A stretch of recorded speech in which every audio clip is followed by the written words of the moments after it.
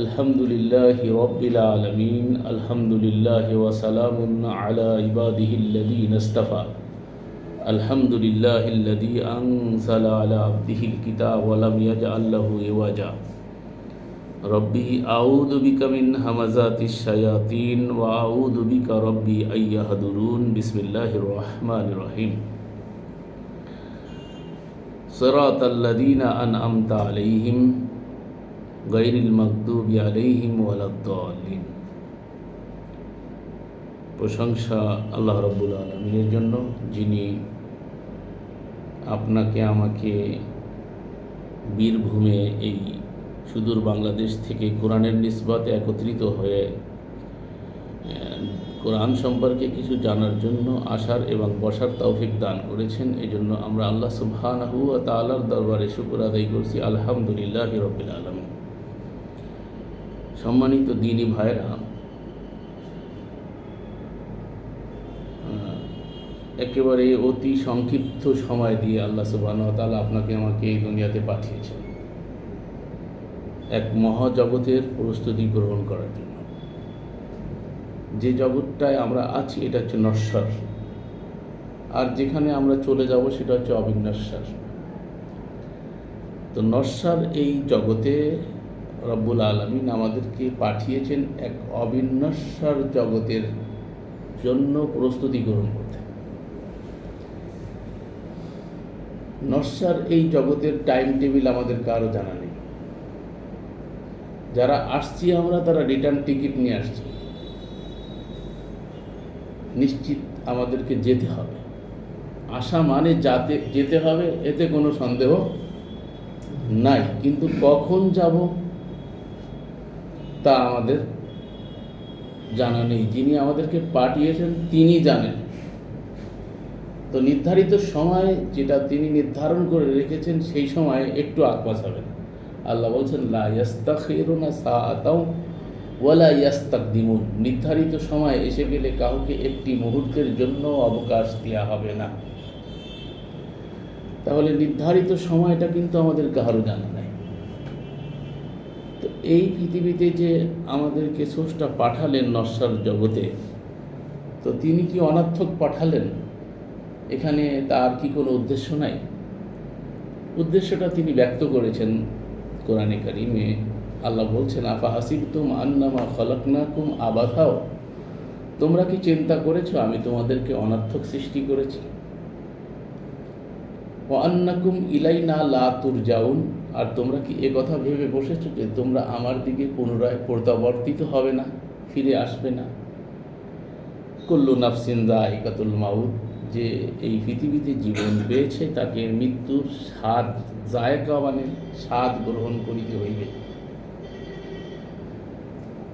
তো মৃত্যু নামক এই যে সত্যটা, এই সত্য আসবেই আসবে, কোনো শক্তি এটাকে ঠেকাইতে পারবে না। তো তাহলে আমাদের এখানে স্থায়িত্বের কোনো গ্যারান্টি নেই। তো অস্থায়ী জগতে এক স্থায়ী জীবনের জন্য প্রস্তুতি গ্রহণ করতে পাঠানো হয়েছে। তাহলে এখানে সময়ের মূল্যায়নটা কতটা করা উচিত, প্রত্যেককেই ভাবা উচিত।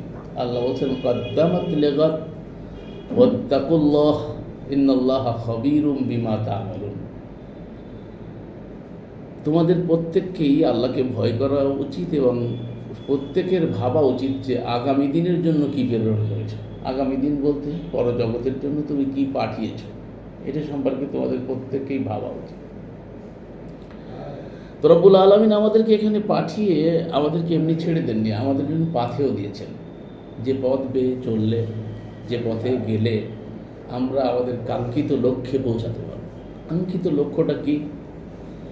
আমরা আসলে এখানে ছিলাম না। আমাদের যে যখন আমাদেরকে তৈরি করা হলো, তখন তৈরি করে আমাদেরকে যে জায়গায় রাখা হয়েছিল সে জায়গার নাম হচ্ছে জান্নাত। তো মূল বাড়ি আমাদের জান্নাত ছিল। তো আমাদের কোনো ভুলের কারণে আমাদেরকে জান্নাত থেকে আবার এখানে পাঠানো। তো যখন পাঠালেন মানব জাতিকে, এই যে আদম মানে মানব জাত, তো যখন পাঠাচ্ছিলেন তখন আল্লাহ বলছেন, কুল নাহবিতু মিনহা জামিআন ফাইম্মা ইয়াতিয়ান্নাকুম মিন্নি হুদান। তোমরা যে যাচ্ছ আমার পক্ষ থেকে হুদা যাবে। দিক নির্দেশনা যাবে, ক্যাটালগ যাবে, ম্যানুয়াল যাবে, এক কথায় আমার পক্ষ থেকে সংবিধান কিতাব যাবে। যারা এটাকে মেনে চলবে ফালা খাউফুন আলাইহিম ওয়ালা হুম ইয়াহজানুন, তাদের কোনো ভয় থাকবে না, তাদের কোনো চিন্তা থাকবে না। এটা আল্লাহ রাব্বুল আলামিন বলে দিলেন। কিন্তু দুঃখজনক হলেও সত্য, আজকে যারা আমরা এই আল্লাহর সর্বশেষ চূড়ান্ত হুদা এইটা মানার দাবিদার, বিশ্বময় আজকে আমরা দেখছি তারাই লাঞ্ছিত, বঞ্চিত, অবহেলিত, শোষণ, বঞ্চনার শিকার। এই আপনাদের ভারতে কলকাতা থেকে বীরভূম থেকে দিল্লি সফর করে দেখে আসলাম, আমার যেটা অনুভূতিতে আসলো, এখানে পৃথিবীতে সব থেকে বেশি মুসলিম বসবাস করে ভারতে, অথচ ভারতের মুসলমানরা অতি নিগৃহীত। এটার কারণটা কি? অথচ আল্লাহ সুবহানাহু ওয়া তাআলা কোরআনে কারিমে দ্ব্যর্থহীন কণ্ঠে ঘোষণা দিয়েছেন যে ওয়ালা তাহিনু ওয়ালা তাহজানু ওয়া আনতুমুল আলাউনা ইন কুনতুম মুমিনিন, ভয়ের কোনো কারণ নাই, সংশয়ের কোনো কারণ নাই, তোমরা জিতে যাবে ইন কুনতুম মুমিনিন, যদি তোমরা মুমিন হও। শর্ত মাত্র একটা, ভয়ের কোনো কারণ নাই, সংশয়ের কোনো কারণ নাই, তোমরা জিতে যাবে যদি তোমরা কি হও, মুমিন হও। তাহলে আল্লাহর কথা যদি সত্য হয়, তাহলে আমরা মুমিন নামে আছি কিন্তু কামে মুমিন নাই। আর আমরা যদি সত্যি প্রকৃত মুমিন হই, তাহলে আল্লাহর সাহায্য যদি না পাই, তাহলে তো আল্লাহর কথা ঠিক নেই, মাআযাল্লাহ। তো আল্লাহ হচ্ছেন ওমান আসদাকু মিনাল্লাহি হাদিসা ওমান আসদাকু মিনাল্লাহি কিলা, আল্লাহর কথার থেকে সত্য কথা আর কার হতে পারে? আল্লাহ বলছেন আল্লাহর কথার থেকে সত্য কথা আর কারো হতেই পারে না, এটা আমাদের বিশ্বাস। তাহলে আল্লাহর কথা ঠিক যদি হয়, তাহলে আসলে আমরা ইমানের দাবি করছি, কিন্তু ইমানদার আমরা হতে পারছি না। তাহলে প্রকৃত ইমানদার হতে গেলে, প্রকৃত মুমিন হতে গেলে কি করতে হবে, এ বিষয় নিয়ে ইনশাআল্লাহ কিছুটা আপনাদের সামনে তুলে ধরার চেষ্টা করব। সাথে সাথে আমি আপনাদেরকে আজকে যেটা বোঝাতে চাচ্ছি সেটা হলো সেই সিরাতে মুস্তাকিম, সেই সরল পথ কোনটি, যেটা আমরা প্রতিনিয়ত আমাদেরকে শেখানো হয়েছে আল্লাহ রাব্বুল আলামিনের ভাষায়, ওয়ালাকাদ আতাইনাকা সাবআম মিনাল মাসানি ওয়া কুরআনাল আযীম। আমি তোমাদেরকে বারবার পঠিতব্য 7 আয়াত বিশিষ্ট একটি সূরা দান করেছি, যেটাকে আমাদের সমাজ সূরাতুল ফাতিহা নামে জানে, যদি কোরআনের ভাষায় হবে সূরাতুল হামদ, প্রশংসার সূরা। তো এই সূরাটায় আমরা আল্লাহ রাব্বুল আলামিনের শেখানো ভাষায় কিন্তু প্রতিনিয়ত যারা 5 ওয়াক্ত নামাজ পড়ে, তাহাজ্জুদ পড়ে, আওয়াবিন পড়ে, চার্জ পড়ে, নফল পড়ে, ফরজ পড়ে, এক কথায় যারা নামাজ পড়ে, তারা প্রতি রাকাতে কিন্তু সূরা ফাতিহা পড়ে থাকে। তো এমনকি লাহওয়াল হাদিসে আছে লা সালাতা লিমান লাম ইয়াকরা বিফাতিহাতিল কিতাব, ওই ব্যক্তির সালাতই হয় না যে ব্যক্তি সালাতে সূরা ফাতিহা না পড়ে। তাহলে এটা একটা বাধ্যতামূলক। সেখানে আমরা কি বলছি, ইহদিনাস সিরাতাল মুস্তাকিম, সিরাতাল্লাযীনা আনআমতা আলাইহিম, তাদের পথে আপনি আমাদেরকে পরিচালিত করুন যাদেরকে আপনি পুরস্কৃত করেছেন। তো তাদের পথে আপনি আমাদেরকে চালান। এই কথাটা যে আমরা আল্লাহ রাব্বুল আলামিনের কাছে বলছি আল্লাহর শেখানো ভাষায়, এখন সে সিরাতে মুস্তাকিম কোনটা, সরল সঠিক সুদৃঢ় যে পথটা, সেটা আপনি আমাদেরকে দেখান। এটা কিন্তু তার কাছে চাচ্ছি। এখন সরল সঠিক সুদৃঢ় পথ কোনটি, পরের অংশে আল্লাহ রাব্বুল আলামিন নিজেই ব্যাখ্যা করছেন।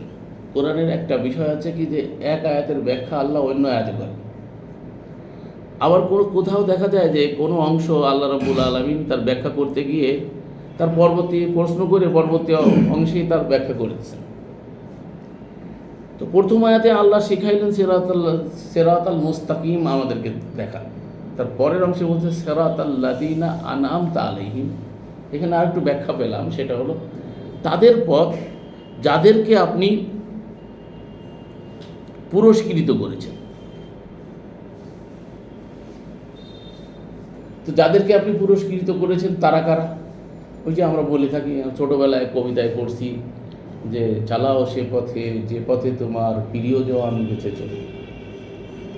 তো এই যে প্রিয়জন হচ্ছে কারা? যাদেরকে তিনি পুরস্কৃত করেছেন তারাই তো তার প্রিয়জন। তো তারা কারা? এটা আমরা কোথায় ব্যাখ্যা পাবো? সেটা আমরা ব্যাখ্যা পাবো হচ্ছে অমাইয়তে আল্লাহ রাসূলাহু 4 নম্বর সূরার 69 নম্বর আয়াত। এই আয়াতের ব্যাখ্যা এসে আল্লাহ এখানে করতেছে 4-69। অমাইয়তে আল্লাহ রাসূলাহু ফাউলাইকা মাআল্লাযীনা আনআমা আল্লাহু আলাইহিম মিনান নাবিয়্যিন ওয়াস সিদ্দিকিন ওয়াশ শুহাদা'i ওয়াস সালিহিন ওয়া হাসুনা উলাইকা রাফিকা।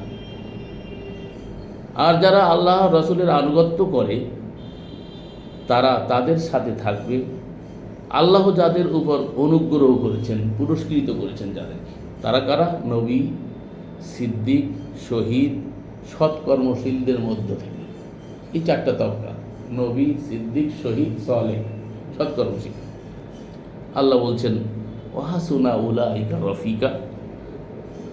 আর সাথী অর্থাৎ বন্ধু হিসাবে তারা হচ্ছে সবথেকে উত্তম বন্ধু হিসাবে, রফিক হিসাবে। এটা আমরা রফিক বলে থাকি। রফিক মানে আরবিতে জোড়া বলা হয়, জোড়া।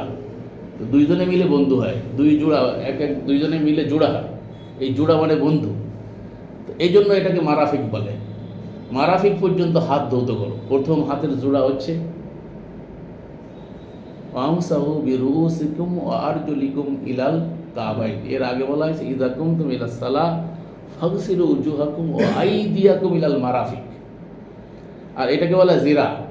কেনুই সে লেকার बीच के अंगुली की सिरे तक, ডিকশনারিতে আছে কেনুই সে লেকার बीच के अंगुली की सिरे तक। যারা আলাদিস করছেন তারা জানেন জিরার পরে জিরা, বাম জিরার পরে ডান জিরা স্থাপন করে, এটা হচ্ছে জিরা বলা হয় আরবিতে। আদম আলাইহিস সালাম কয় হাত লম্বা ছিলেন? 60 জিরান। 60 মানে 60, 60 জিরান মানে 60 হাত, মানে গজ হাত, যেটা দিয়ে মাপা হয়। এটাকে আরবি ভাষায় জিরা বলা হয়। কিন্তু আমরা ওযু করার সময় এই পর্যন্ত ধুই, সেটা ভিন্ন ব্যাপার, আমি ওইদিকে যেতে চাচ্ছি না। তো এই যে আমি যেটা রফিকা বলতে যে অন্যদিকে চলে গেলাম। তো এই যে রফিক মানে বন্ধু, বন্ধু হিসাবে তারাই উত্তম, তার নবী, সিদ্দিক, শহীদ, সালেহ। তো নবীর ব্যাপারটা তো আলোচনায় আসা আমাদের দরকার নেই। দ্বিতীয় পয়েন্টটা নিয়ে আলোচনা করি, সেটা হচ্ছে সিদ্দিক, সত্যবাদী। সত্যবাদী কারা? এটা আমাদেরকে কোরআন থেকে জেনে নিতে হবে। আল্লাহ রাব্বুল আলামিন কোরআনে কারীমের 2 নম্বর সূরার 177 নম্বর আয়াতে বলছে যে ঈমানের দাবিতে সত্যপরায়ণ, সত্যবাদী কারা? এটা 2 নম্বর সূরা 177 নম্বর আয়াতে আল্লাহ সুবহানাহু ওয়া তাআলা ইরশাদ করছেন। আপনারা অনেকেই এই আয়াতটা জানেন এবং শুনেছেন। তো যারা কোরআনের লোক আছেন তারা অনেকেই এই আয়াতটা জানার কথা। আল্লাহ বলছেন লাইসাল বিররা আন তুওয়াল্লু বুজুহাকুম কিবালাল মাশরিকি ওয়াল মাগরিব ওয়ালাকিন্নাল বিররা মান আমানা বিল্লাহি ওয়াল ইয়াউমিল আখির ওয়াল মালাইকাহ ওয়াল কিতাব ওয়ান নাবিয়্যিন ওয়া আতাল মালা আলা হুব্বিহি যাবিল কুরবা ওয়াল ইয়াতামা ওয়াল মাসাকিন ওয়া ইবনাস সাবিল ওয়াস সাইলিন ওয়া ফির রিকাব ওয়া আকামাস সালাতা ওয়া আতাজ যাকাত ওয়া মুফু বিআহদিহিম ইয আহাদু ওয়াস সাবিরিনা ফিল বাসাই ওয়াদ দাররাই ওয়া হিনাল বাস উলাইকা হুমুস সাদিকুন উলাইকা হুমুল মুত্তাকুন।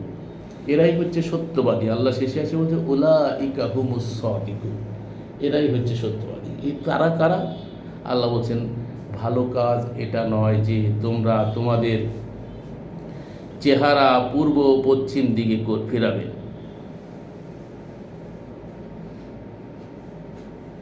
বরং ভালো কাজ হলো যে ঈমান আনে আল্লাহ, শেষ দিবস, ফেরেশতা, মালাকগণ, কিতাব, নবীগণের প্রতি এবং যে সম্পদ প্রদান করে তারা তার প্রতি আসক্তি সত্ত্বেও নিকটাত্মীয়কে, ইয়েতিম, অসহায়, মুসাফির ও প্রার্থনাকারীকে এবং বন্দিমুক্তি এবং যে দায়িত্ব প্রতিষ্ঠা করে, যাকাত দেয় এবং যারা অঙ্গীকার করে তা পূর্ণ করে, যারা ধৈর্য ধারণ করে কষ্ট ও দুর্দশায়, যুদ্ধের সময়, তারাই সত্যবাদী এবং তারাই মুত্তাকী। তাহলে আমরা যে জেনে থাকি যে ঈমান এবং সৎ আমল, ভালো কাজ, যেটাকে আমরা বলি ভালো কাজ, তো আমরা তো অনেক কিছুকেই ভালো কাজ মনে করি, কিন্তু আল্লাহ বলছেন যে ভালো কাজ এটা নয় যে তোমরা তোমাদের চেহারা এবং পূর্ব এবং পশ্চিম দিকে ফেরো।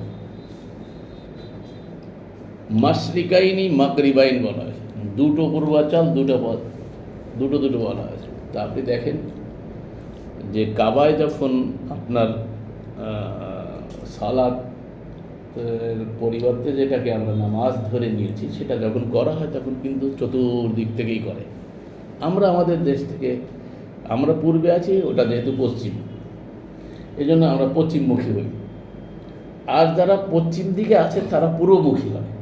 তো আল্লাহ বলছেন পূর্ব এবং পশ্চিমে মুখ ফিরানোতে কোনো কল্যাণ নাই।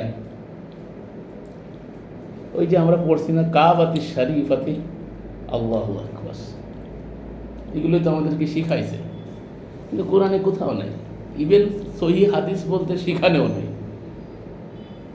কিন্তু এগুলো আমাদের শিখে আসছি, কোত্থেকে এলো, কোথায় পেলাম, সেটা আমরা কোনোদিন খুঁজে দেখিনি, আজীবন এগুলো আমরা করে আসতেছি। এখন বলবেন এরা কি কিছুই বোঝে না?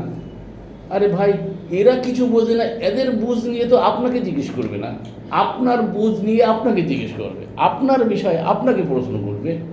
মুফতি সাহেবের প্রশ্ন আপনাকে করা হবে না, এত হুজুর কি করছে এটাই অত হুজুরকে জিজ্ঞেস করা হবে, এবং প্রত্যেক ইন্ডিভিজুয়ালি এক এক করে ফারদা আল্লাহর সামনে উপস্থিত হবে। আবার এক বৈঠকে নেতা সহ উপস্থিত হবে, যে নেতারা তারা বিভ্রান্ত করেছিল। তাহলে এত হুজুর নেতারা তো সেদিন ধরা খাবে, যেসব নেতা আপনাকে বিভ্রান্ত করেছে, এই তাদের ব্যাপারে আপনি অভিযোগ করবেন, রব্বানা, হে আমার রব, আপনি আমাদেরকে তাদেরকে আমার সামনে নিয়ে আসুন। আরিনাল্লাযাইনি আযাল্লানা মিনাল জিন্নি ওয়াল ইনসি নাজআলহুমা তাহতা কদামিনা লিয়াকুনা মিনাল আসফালিন। ইলাহুল আলামিন, যারা পৃথিবীতে আমাদেরকে বিভ্রান্ত করেছিল, বেপথে নিয়ে গিয়েছিল, সরল পথ থেকে সরিয়ে দিয়েছিল, তাদেরকে নিয়ে আসেন। এই লোকগুলো যখন জাহান্নামে যাবে, তারা অভিযোগ করবে আল্লাহর কাছে ওই নেতাদের ব্যাপারে, যে নেতাদের অভিযোগ আজকে করছি, যে এত আলেম উলামা, এত পীর মাশায়েখ, এরা কি কিছুই বোঝে না, এদের দোহাই দিচ্ছি। তো কিয়ামতের দিন এদের কারণে বিভ্রান্ত হয়ে আপনি যখন ধরা খাইবেন, আপনি উল্টে আল্লাহকে বলবেন এদেরকে আনেন তাহাতা আকদামিনা, আমাদের পায়ের নিচেই রেখে এদেরকে জাহান্নামে ঢুকাইয়া তারপরে আমরা জাহান্নামে যাই। চিন্তা করছেন বিষয়টা কত জটিল? দুইটাই ধরা খাইবে, নেতাও ধরা খাইবে, অনুসারীও ধরা খাইবে। নেতা ধরা খাইবে কেন? বিভ্রান্ত করেছে। অনুসারী কেন? যাচাই কেন করণে। ধরা কিন্তু দুটোই। তুমি যার পিছনে চলছো, তুমি তাকে দেখে যাচাই করে তার পিছনে কেন চলো নাই? সে কি তোমাকে আল্লাহর পথ দেখাইছে না বিভ্রান্ত করেছে? তোমাকে তো আমি কমন সেন্স দিয়েছিলাম, ভালো মন্দ যাচাই করার ক্ষমতা দিয়েছিলাম। কাপড় কিনতে গেলে ডলে ডলে, মাছ কিনতে গেলে গাল ছৌ করে দেখো মাছ তাজা কি তাজা নয়। এসব ব্যাপারে তো তুমি একেবারে স্কুল কলেজ ইউনিভার্সিটি কিছুই পড়া লাগে না, এ ব্যাপারে তো খুব সচেতন। কিন্তু ধর্মের ব্যাপারে তুমি কেন এত অচেতন ছিলে? যার ফলে তোমার নির্ভর করছে পরকাল, যার ফলে তোমার নির্ভর করছে জান্নাত জাহান্নাম। তাহলে সেটা কি তুমি কেন ভালো করে যাচাই করার চেষ্টা করো না, যে আমাকে ভুল পথ দেখাচ্ছে না সঠিক পথ দেখাচ্ছে? সেখানে কেন তুমি উদাসীন ছিলে? তাহলে নেতাও ধরা খাইবে, অনুসারীও ধরা খাইবে। মূল নেতা কিন্তু শয়তান, আর সহ শয়তানের চেলাবেলা। শয়তান সেদিন ধরা খেয়ে বলবে, আমি তোমাকে খালি বিভ্রান্ত করেছিলাম, তা তুমি কেন বিভ্রান্ত হয়েছিলে? আজকে তোমারও কিছু করার নাই, আমারও কিছু করার নেই, আমার পরে মালামত করে কোনো উপায় নেই। মানে দুটোই ধরা, কথা বুঝতে পারছি, উপায় ধরা, উপায় নেই তাদের, নিরুপায় এক পরিস্থিতি। তাহলে বোঝা যাচ্ছে যে আপনি কাউকে অনুসরণ করতে গেলে তাকে জানতে হবে সে আপনাকে কীভাবে পথ দেখাচ্ছে। আপনি শুধু তার অজুহাত খাড়া করে বাঁচতে পারবেন না, এই অজুহাত আপনি কিয়ামতেও খাড়া করবেন, কিন্তু কাজ হবে না। অনেকে বলতে চায় কি, ভাই বেশি জানবো না, এত জানলেই তো মারা লাগে। ঠিক আছে, তাতে না জানলাম, ধরা কম খাইব, এরকম আছে না লোক, খুব চালাক লোক, চালাকি করে। জানবো কম, মানা লাগবে কম, আর বেশি জানে ফেলাবো, মানতে পারবো না, ধরা খাইব। এখানে কিন্তু অপরাধ দুটো। অপরাধ কয়টা? একটা লোক জানে কিন্তু মানে না। অনেক আছে না বড় বড় আলেম, কিন্তু আমি বলছি না, এত বড় আলেম, এত জানে কিন্তু মানে না কেন? আমাদের রজব ভাই বলে যে ভাই এই আলেমগুলো কি কিছুই বোঝে না, এদেরকে আল্লাহর ভয় নাই, আমাকে বলে ফেরে। তো আমি বলি যে ভাই এটা তো আল্লাহ বলে রাখছেন না কাসির, আপনি যেমন টান দিয়ে বলতেছেন, আল্লাহ এরকম টান দিয়েছে, কাসির টান দিয়ে বলছেন, বেশিরভাগ, মেজরিটি। আল্লাহ যদি মেজরিটি বলে তাহলে সংখ্যা কেমন হয়? আল্লাহর মেজরিটি, চারটেখানি কথা আপনি চিন্তা করছেন। আল্লাহর মেজরিটি মানে বিশাল ব্যাপার, আর আল্লাহর মাইনরিটি মানেও অনেক কম, সে কমের সীমা নেই। আর আল্লাহর মেজরিটি মানে তার সীমার এখানে এত বেশি। কাসীরাম মিনাল আহবার ওয়ার রুহবান, সূরা তাওবা 9 নম্বর সূরা 31-34 দেখবেন। কাসীরাম মিনাল আহবার ওয়ার রুহবান লা ইয়াকুলুনা আমওয়ালান নাস বিল বাতিল, বেশিরভাগ ধর্মীয় নেতারা জনগণের মাল অবৈধ পন্থায় ভোগ করে। এরা কারা? ধর্মীয় নেতা। এরা আপনার রাষ্ট্রীয় ওই যে সমস্ত যারা আছে এরা না, এ হচ্ছে পীর পুরোহিত, যারা আপনাকে দিনের নামে পরিচালিত করছে, যাদেরকে অনুসরণ করে আসছে, যাদেরকে ইমাম বলা হচ্ছে, যাদেরকে নেতা বলা হচ্ছে। কাসীরাম মিনাল আহবার ওয়ার রুহবান লা ইয়াকুলুনা আমওয়ালান নাস বিল বাতিল, এরা জনগণের মাল অবৈধ পন্থায় ভোগ করে। শুধু ভোগ করেন, এর পরের অংশে আল্লাহ বলছে ওয়ায়াসুদ্দুনা আন সাবিলিল্লাহ, এরা আল্লাহর পথ থেকে বিচ্যুত করে দেয়। কারা? এই পাগড়িওয়ালারা, এই টুপিওয়ালারা, এই চুব্বা কুব্বা, যারা লিবাসের মধ্যে ইসলামকে সীমাবদ্ধ করে দিয়েছে। আল্লাহ বলছে যে পূর্ব এবং পশ্চিমে মুখ ফিরানো তোমাদের কোনো কল্যাণ নাই। কিসে কল্যাণ আছে? আল্লাহ বলছেন বরং ভালো কাজ হলো যে ঈমান আনে আল্লাহ, শেষ দিবস, মালাকগণ, কিতাব এবং নবীগণের প্রতি, এবং যে সম্পদ প্রদান করে তার প্রতি আসক্তি থাকা সত্ত্বেও, অর্থাৎ সম্পদের মায়া প্রত্যেকেরই আছে। এটা খেয়াল করবেন, মানুষ সব দিতে চায়, সম্পদ দিতে চায়। সম্পদকে রক্ষা করার জন্য যত কিছু পৃথিবীতে হয়েছে, দেখেন কত কি হয়। সম্পদ ধরে রাখার জন্য কত চেষ্টা চালায় মানুষ, কিন্তু সম্পদ ধরে রাখা যাবে না ভাই। ইনফাক শব্দটা আল্লাহ কোরআনে প্রথমে একবার সূরা আল বাকারার ইমানের কোয়ালিটি বর্ণনা করতে যেয়ে বলছে আল্লাযীনা ইউমিনুনা বিল গায়ব ওয়া ইউকিমুনাস সালাতা ওয়া মিম্মা রাযাকনাহুম ইউনফিকুন। ঈমানদার কারা? আল্লাহ বলছেন ইউমিনুনা বিল গায়ব, যারা অদৃশ্যে বিশ্বাস করে, ওয়া ইউকিমুনাস সালাহ, এবং সালাহ প্রতিষ্ঠা করে, দায়িত্ব প্রতিষ্ঠা করে, দায়িত্ব পালন করে।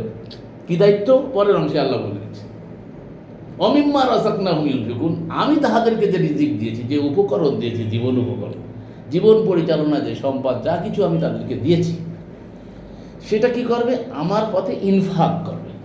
এই ইনফাক শব্দটা আছে না ফাক্কা থেকে। না ফাক্কা হচ্ছে ইঁদুরের গাড়া। ইঁদুর দেখেন দুই দিকে গাড়া করে রাখে, এদিক থেকে ইঁদুরকে ধাওয়া করবেন, সে আর এক দিক থেকে বেরিয়ে যেতে পারে, এই সুযোগটা সে তৈরি করে রাখে। আর মুনাফিক শব্দটা ঠিক এই জায়গা থেকে আসছে। মুনাফিক ধর্মের দিনে একদিক থেকে ঢোকে, আর একদিক থেকে বেরোয় যায়। তার মানে ও প্রকাশ্যে ইমানের ভান করে, কিন্তু ও ইমানদার না, ওর অন্তরে ইমান নাই। এটা হচ্ছে মুনাফিক। ও একদিক থেকে ঢোকে দেখায় আমি তো তোমাদের সাথেই আছি। এটা আল্লাহ পরের আয়াতে বর্ণনা করছে কোরআনে। যখন ইমানদারদের সাথে সাক্ষাৎ করে তখন বলে আমরা তো তোমাদের সাথে আছি। ফি শায়াতিনিহিম, যখন তাদের শয়তানদের সাথে সাক্ষাৎ করে তখন বলে আমরা তো ওদের সাথে উপহাস করছিলাম। কথা বুঝতে পেরেছেন? দোদিল বান্দা না পায় জান্নাত, না পায় জাহান্নাম। हज भी काबा का किया गंगा का स्नान भी, खुश रहे রহমান রাজি রহে শয়তান। দুই দিক ব্যালেন্স ঠিক রাখে। কথা বুঝতে পারছেন? এ দলও করে, ও দলও করে। কথা বুঝছেন? দুই দিক ব্যালেন্স ঠিক রাখে, যখন যেটা এসে পড়ে। এদিকে আল্লাহরেও ঠিক রাখে, ওদিকে শয়তানকেও রাজি রাখে। এদিকে গঙ্গায় স্নান করে, ওদের হজে যে হজ করে। হজ भी काबा का किया गंगा का स्नान भी, खुश रहे রহমান রাজি রহে শয়তান। আল্লাহরেও ঠিক রাখে, শয়তানের ব্যালেন্স ঠিক রাখে। কথা বুঝতে পেরেছেন? এই হচ্ছে মুনাফিক। আমি এতগুলো উদাহরণ টানলাম এই জন্য যে অর্থটা, সম্পদ যেটা, এটা থাকার না, এটা একদিক থেকে আসবে আর একদিক থেকে বের হয়ে যাবে। এটা এরকম একটা সহজ এক্সাম্পল এই মুহূর্তে আমার মনে পড়লো, সেটা যদি আপনারা বুঝে নেন। খাবার মানব জীবনের জন্য অতি প্রয়োজনীয়। সুষম খাবার, সুন্দর খাদ্য না হলে শরীর ঠিক থাকবে না। ডাক্তার এখানে বসে আছে, কি ডাক্তারের সব হয়ে গেল? দেখলো মানুষ, এখানে আমরা ডাক্তারি করতেছি, এটাও তো ডাক্তারি, দুই প্রকারের ডাক্তার, একটা রুহানি ডাক্তার, একটা জিসমানি ডাক্তার। তো যাই হোক, এই যে ডাক্তার সাহেবের এখানে আছে, এখন শরীর সমৃদ্ধ রাখতে হলে সুষম খাবার অত্যন্ত জরুরি।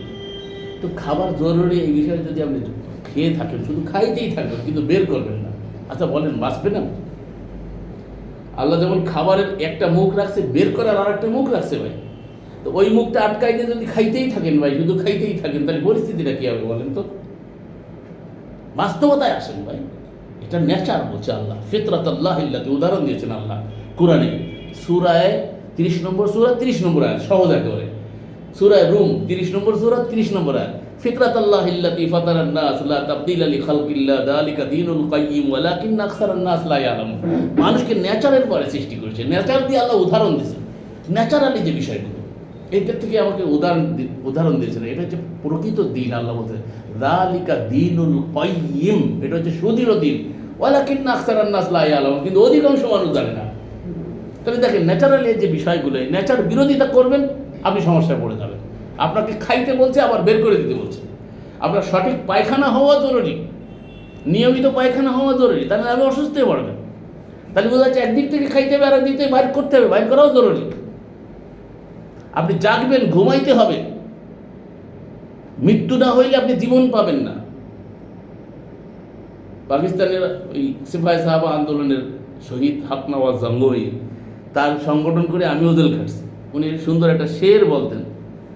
উনি বলতেন, ওনার প্রথমে বক্তব্যের শুরুতেই কথা বলতেন, ফানা ফিল্লাহ কি তেহ মে বাকা কা রাজ মুজমার হ্যায়, ফানা ফিল্লাহ কি তেহ মে বাকা কা রাজ মুজমার হ্যায়, জিসে মরনা নেহি আতা উসে জিনা নেহি আতা। মানে আল্লাহর জন্য একেবারে ফানা হয়ে যাওয়ার মধ্যে জীবন বাকি আছে। তাহলে আল্লাহ তো বাকি রেহনেওয়ালা, তো তার সাথে যদি আপনি সম্পৃক্ত হতে পারেন, তাহলে আপনার জীবনটা সেরকম হয়ে যাবে, বেঁচে যাবেন, অমর সত্তা হয়ে যাবে। যেটাকে বলে যে ওয়ালা তাকুলু লিমান ইউকতালু ফি সাবিলিল্লাহি আমওয়াত, যারা আমার পথে নিহত হয়, ফি সাবিলিল্লাহ, কোরআনের পথে নিহত হয়, তাদেরকে মৃত বলে না, বাল আহইয়া, তারা জীবিত। ওয়ালাকিন লা তাশউরুন, কিন্তু তাদের জীবন সম্পর্কে তোমরা জানো না। কেন? তোমাদের তো সেই জানার মতো ক্ষমতা দেওয়া হয়নি, জানবা কি করে? সব তো মরে গেছে। চোখ এটা ঠিক আছে, কিন্তু ভিতরে চোখ নষ্ট হয়ে গেছে। আল্লাহ বলছে লা তামা আবসারু কুলুবুল্লাতি ফিস সুদূর, চক্ষু তো অন্ধ নয়, এবং বক্ষস্থিত চক্ষু অন্ধ হয়ে গেছে। ভিতরে আরো চোখ আছে, ভিতরের চোখই বাইরের চোখে দেখায়। ভিতরের চোখ না থাকলে বাইরের চোখে দেখা যায় না, ভিতরটাই সকলকে নিয়ন্ত্রণ করে। তাহলে আমাদেরকে বুঝতে হবে যে এই যে জীবন পেতে হলে মৃত্যু জরুরি, এই জন্য প্রতিদিন মরে যাই, কিন্তু স্মরণ করি না মরণকে। একবার কন্টিনিউ আমাদেরকে মরতে হয় বাঁচার জন্য। যত ঘুম পড়বেন, ডাক্তাররা কি করে, মস্তিষ্ক নষ্ট হয়ে যায় ভাই, ঘুমের ওষুধ খাওয়াই দেয় ডাক্তার। যত মেন্টাল ডিজিজ থাকে, বেশিরভাগ মেন্টাল ডিজিজকে ঘুমের ওষুধ খাওয়া হয়। ওরে বেশি কেন ওষুধ দেয়? ঘুম পড়ায় রাখো, ঘুম পড়ায় রাখো, ব্রেনকে স্থির করো। দেখেন, ডাক্তাররা জানে, ডাক্তার সামনে আছে। দেখেন কেন? আপনাকে মরতে হবে, নাহলে আপনি জীবন পাবেন না। জীবনের জন্য মৃত্যু দরকার। তো মরণকে আবার ভয় কিসের ভাই? মরণকে তো জয় করতে হবে ভাই, মরণকে ভয়ের কিছু নাই। মরতে আপনাকে হবেই হবে। মরতে যখন হবে, তাহলে আপনাকে মরণ জয়ী হতে হবে। মরাকে ভয় করে কোনো লাভ নেই। মরতে যখন হবে, তাহলে মরার পরে আমার সেই যে জীবন, সেই জীবনে যাতে আমি সাকসেস হতে পারি, সেই জীবনেই যাতে আমি কামিয়াব হতে পারি, সেই জন্য আমাকে সিরাতে মুস্তাকিমে চলতে হবে। তো সিরাতে মুস্তাকিমে চলতে গেলে আপনাকে সত্যবাদীদের সহচর্যে আসতে হবে। আল্লাহ কুনু মা সাদিকিন, যারা সত্যবাদী তাদের সহচর্যে আসে। এটাই আল্লাহ রাব্বুল আলামিন বলছে, এই সত্যবাদী কারা? তারা বলছে মালের প্রতি আসক্তি থাকার সত্ত্বেও নিকটাত্মীয়কে, ইয়েতিম, অসহায়, মুসাফির, প্রার্থনাকারীকে এবং বন্দি মুক্তি এবং সালাত, এই সকল যে বিষয়গুলো বলে আসলো, এই সকলকে আসক্তি থাকার পরেও এগুলো করে তারা। মাল তো খরচ করতে মন চায় না, তারপরেও আত্মীয় স্বজনকে দিতে হবে, এটা বিধান আল্লাহ। নিকট আত্মীয়, আল্লাহ বলছেন প্রথম হক হচ্ছে নিকট আত্মীয়। আপনার ভিতরে যদি কেউ, আপনার আত্মীয় স্বজনের ভিতরে কেউ অসহায় থাকে, এখানে একটা মানবতার বিষয়, বুঝলেন? ইসলাম মানবতার কথা বলে। সে কি আকিদা পোষণ করে, এই যে আকিদা করে ভাঙা হয়ে যাচ্ছে, সই আকিদা, সে কি আকিদা পোষণ করে, যে হিন্দু না মুসলিম, সে খ্রিস্টান না বৌদ্ধ, কি, ওটা আপনার বিষয় না। সে আপনার আত্মীয় কিনা, যদি আত্মীয় হয় আর সে যদি অসহায় হয়, তো তাকে আপনার হেল্প করতে হবে, সহযোগিতা করতে হবে, এটা আল্লাহর বিধান। তবে অন্য অন্য আয়াত দ্বারা এইটা বোঝা যায় যে সে অমুসলিম শক্তি ইসলামের বিরুদ্ধে আচরণ করে, শান্তি বিঘ্ন ঘটায়, তাকে এতটুকুন সহযোগিতা করতে হবে, যেটা বলে, ওকে কি বলি আমরা, বলি যে মৌলিক অধিকার, মৌলিক যে অধিকার, অন্ন বস্ত্র বাসস্থান বলেন না মানুষ, যেটা ন্যূনতম দরকার সেটা সহযোগিতা তাকে করতে হবে। কিন্তু এমন সহযোগিতা করতে পারবেন না যে সহযোগিতা করলে উল্টে সে আপনার ক্ষতি করবে বা আপনাদের ক্ষতি করবে, দিনের ক্ষতি করবে, এতটা সহযোগিতা তাদেরকে করা যাবে না। তাহলে নিকটাত্মীয়, ইয়েতিম, অসহায়, মুসাফির যদি ধনীও হয়, বিদেশে আসছে, তখন সে মুসাফির, সফরে আসছে। সফরে আসলে অনেকে দেখা যায় দেশে বিশাল বড় লোক, কিন্তু এখানে কিছু নেই, এ মুসাফির। ঠিক আছে। এরপরে বন্দি মুক্তি মনে করেন যারা অন্যায়ভাবে জেলখানায় আছে, পচতেছে নির্বিচারে, খামাখা রাজনৈতিক কারণে তাদেরকে জেলে ঢুকিয়ে দিচ্ছে, অথচ তার কোনো দোষ নেই, আপনি জানেন বেচারা নির্দোষ, অথচ তারা এমন একটা কেস দিচ্ছে। এটা আজকাল হয়েছে সিস্টেমে না, যারা প্রশাসনের লোক তারাই মাল ধরায় দিয়ে তারপরে কেস দিয়ে দিচ্ছে। এই যে অন্যায়ভাবে যারা, তাদেরকে মুক্তি করা, এটা আল্লাহ রাব্বুল আলামিনের নির্দেশ এবং দায়িত্ব প্রতিষ্ঠা করবে। এইগুলো ছিল দায়িত্ব। এরপরে সালাতের কথা বলছে, সালাত মানে নামাজ না, এই যে কাজগুলো এইটাকে প্রতিষ্ঠা করে তারা, আল্লাহ বলছে কায়েম করতে হবে। তা আপনি কিন্তু নামাজ পড়েন ভাই, আপনি আর ভুল বুঝেন না, কিন্তু এখানে অনলাইনে চলে যাবে কথাটা দেখেন। এখানে আল্লাহ বলছে তারা সালাত কায়েম করে, কায়েম মানে তো প্রতিষ্ঠিত করে। তা আপনি তো নামাজ পড়েন ভাই, তা আল্লাহ তো নামাজ পড়তে বলে নাই, কোথাও পড়তে বলেন একরা উসালা, কোথাও কোরআনে নাই একরা উসালা, তোমরা সালাত পড়ো, একরা মানে পড়ো। আল্লাহ তো কোথাও বলেন একরা উসালা, আল্লাহ বলছে সালাতকে কায়েম করো। তো এখানে সালাত কায়েম কি, সালাত এগুলো আগে যেগুলো বলেছে ওইগুলো প্রতিষ্ঠা করা না, ওইটা সালাত প্রতিষ্ঠা করা। আমি কি বুঝাইতে পারলাম? এই কথাগুলো আল্লাহ বলে এসে সালাতের কথা বলতেছে। এবং কি করে, জাকাত দেয়। এখন জাকাত ও আতুস জাকাত, এখানে এখন কোরআনিকরাই বেরোয়েছে, তারা বলে কি জাকাত মানে কোনো মালটাল দান করা না। এটা অনেক ভুল ব্যাখ্যা, খেয়াল করতে হবে। জাকাত শব্দের অর্থ জাকা থেকে, কদ আফলাহা মান যাক্কাহা ওয়া কদ খাবা মান দাসসাহা, যে নিজেকে পরিশুদ্ধ করলো সেই সফল কাম হলো। তো পরিশুদ্ধ হবেন কি করে? পরিশুদ্ধ হতে হবে আপনাকে। জাকা মানে পবিত্র হওয়া বা পরিশুদ্ধ হওয়া, এটা খেয়াল রাখবেন। এটা শাব্দিক অর্থ, কিন্তু প্রত্যেকটা শাব্দিক অর্থ নিলে তো আপনি মিলাইতে পারবেন না। পারিভাষিক অর্থ নিতে আল্লাহ তো অন্য জায়গায় ব্যাখ্যা করছেন। আল্লাহ যেন ওয়াতু বলেছে, দিতে বলেছে। ওয়াতু মানে ওয়াতু জাকাত, জাকাত দেও। কথা খেয়াল করবেন, শব্দটা খেয়াল। ওয়াতু আতা করা, আমরা বলি না উর্দু ভাষায় বলে আতা করতে হয়, মানে কাউকে কোনো কিছু দিয়া, उसको আতা কিয়া হয়, কই না? ও আতু জাকাত। তাহলে কি করলাম? জাকাত দিতে বললো আল্লাহ। তাহলে জাকাত কি? এখন এটার ব্যাখ্যা কোরআনে অন্য আয়াতে আল্লাহ বলে দিয়েছেন। আমি অন্য আয়াতগুলো দেখি না, ওই খালি বুঝেছি জাকাত মানে পবিত্র হওয়া। জাকাত মানে মাল দান করা নয়, এটা কোরআনে কোথায় আছে দেখান। অনেকে বলেন, দেখেন আমি দেখা দিচ্ছি কোরআন থেকে। আল্লাহ বলছে আল্লাযী মালাহু ইয়াতাযাক্কা, মাল মানে কি? সম্পদ। আল্লাযী তারা মালাহু, মাল ব্যয় করে, মাল দেয়, ইয়াতাযাক্কা পবিত্র হওয়ার জন্য। ইয়াতাযাক্কা থেকে যাকাত হয়েছে। এই মাল না দিয়া একটা ভিতরের পঙ্কিলতা, ভিতরের অপবিত্রতা, বখিলি, কৃপণতা, আল্লাহর পথে ব্যয় না করা, এটা একটা ভিতরগত রোগ। এই রোগের থেকে আপনাকে নিষ্কৃতি পাওয়ার জন্য, আপনাকে পবিত্র হওয়ার জন্য কি করতে হবে? আল্লাহর পথে মাল ব্যয় করতে হবে। এটা আল্লাহ বলেছেন। এই জন্য এই আয়াতে দেখেন, এই আয়াতের শুরুতে বলছে মালের প্রতি আসক্তি থাকা সত্ত্বেও। আসক্তি সবার আছে ভাই, কার নাই? বড় বড় হুজুরের তো বেশি, ইল্লা মাশাআল্লাহ।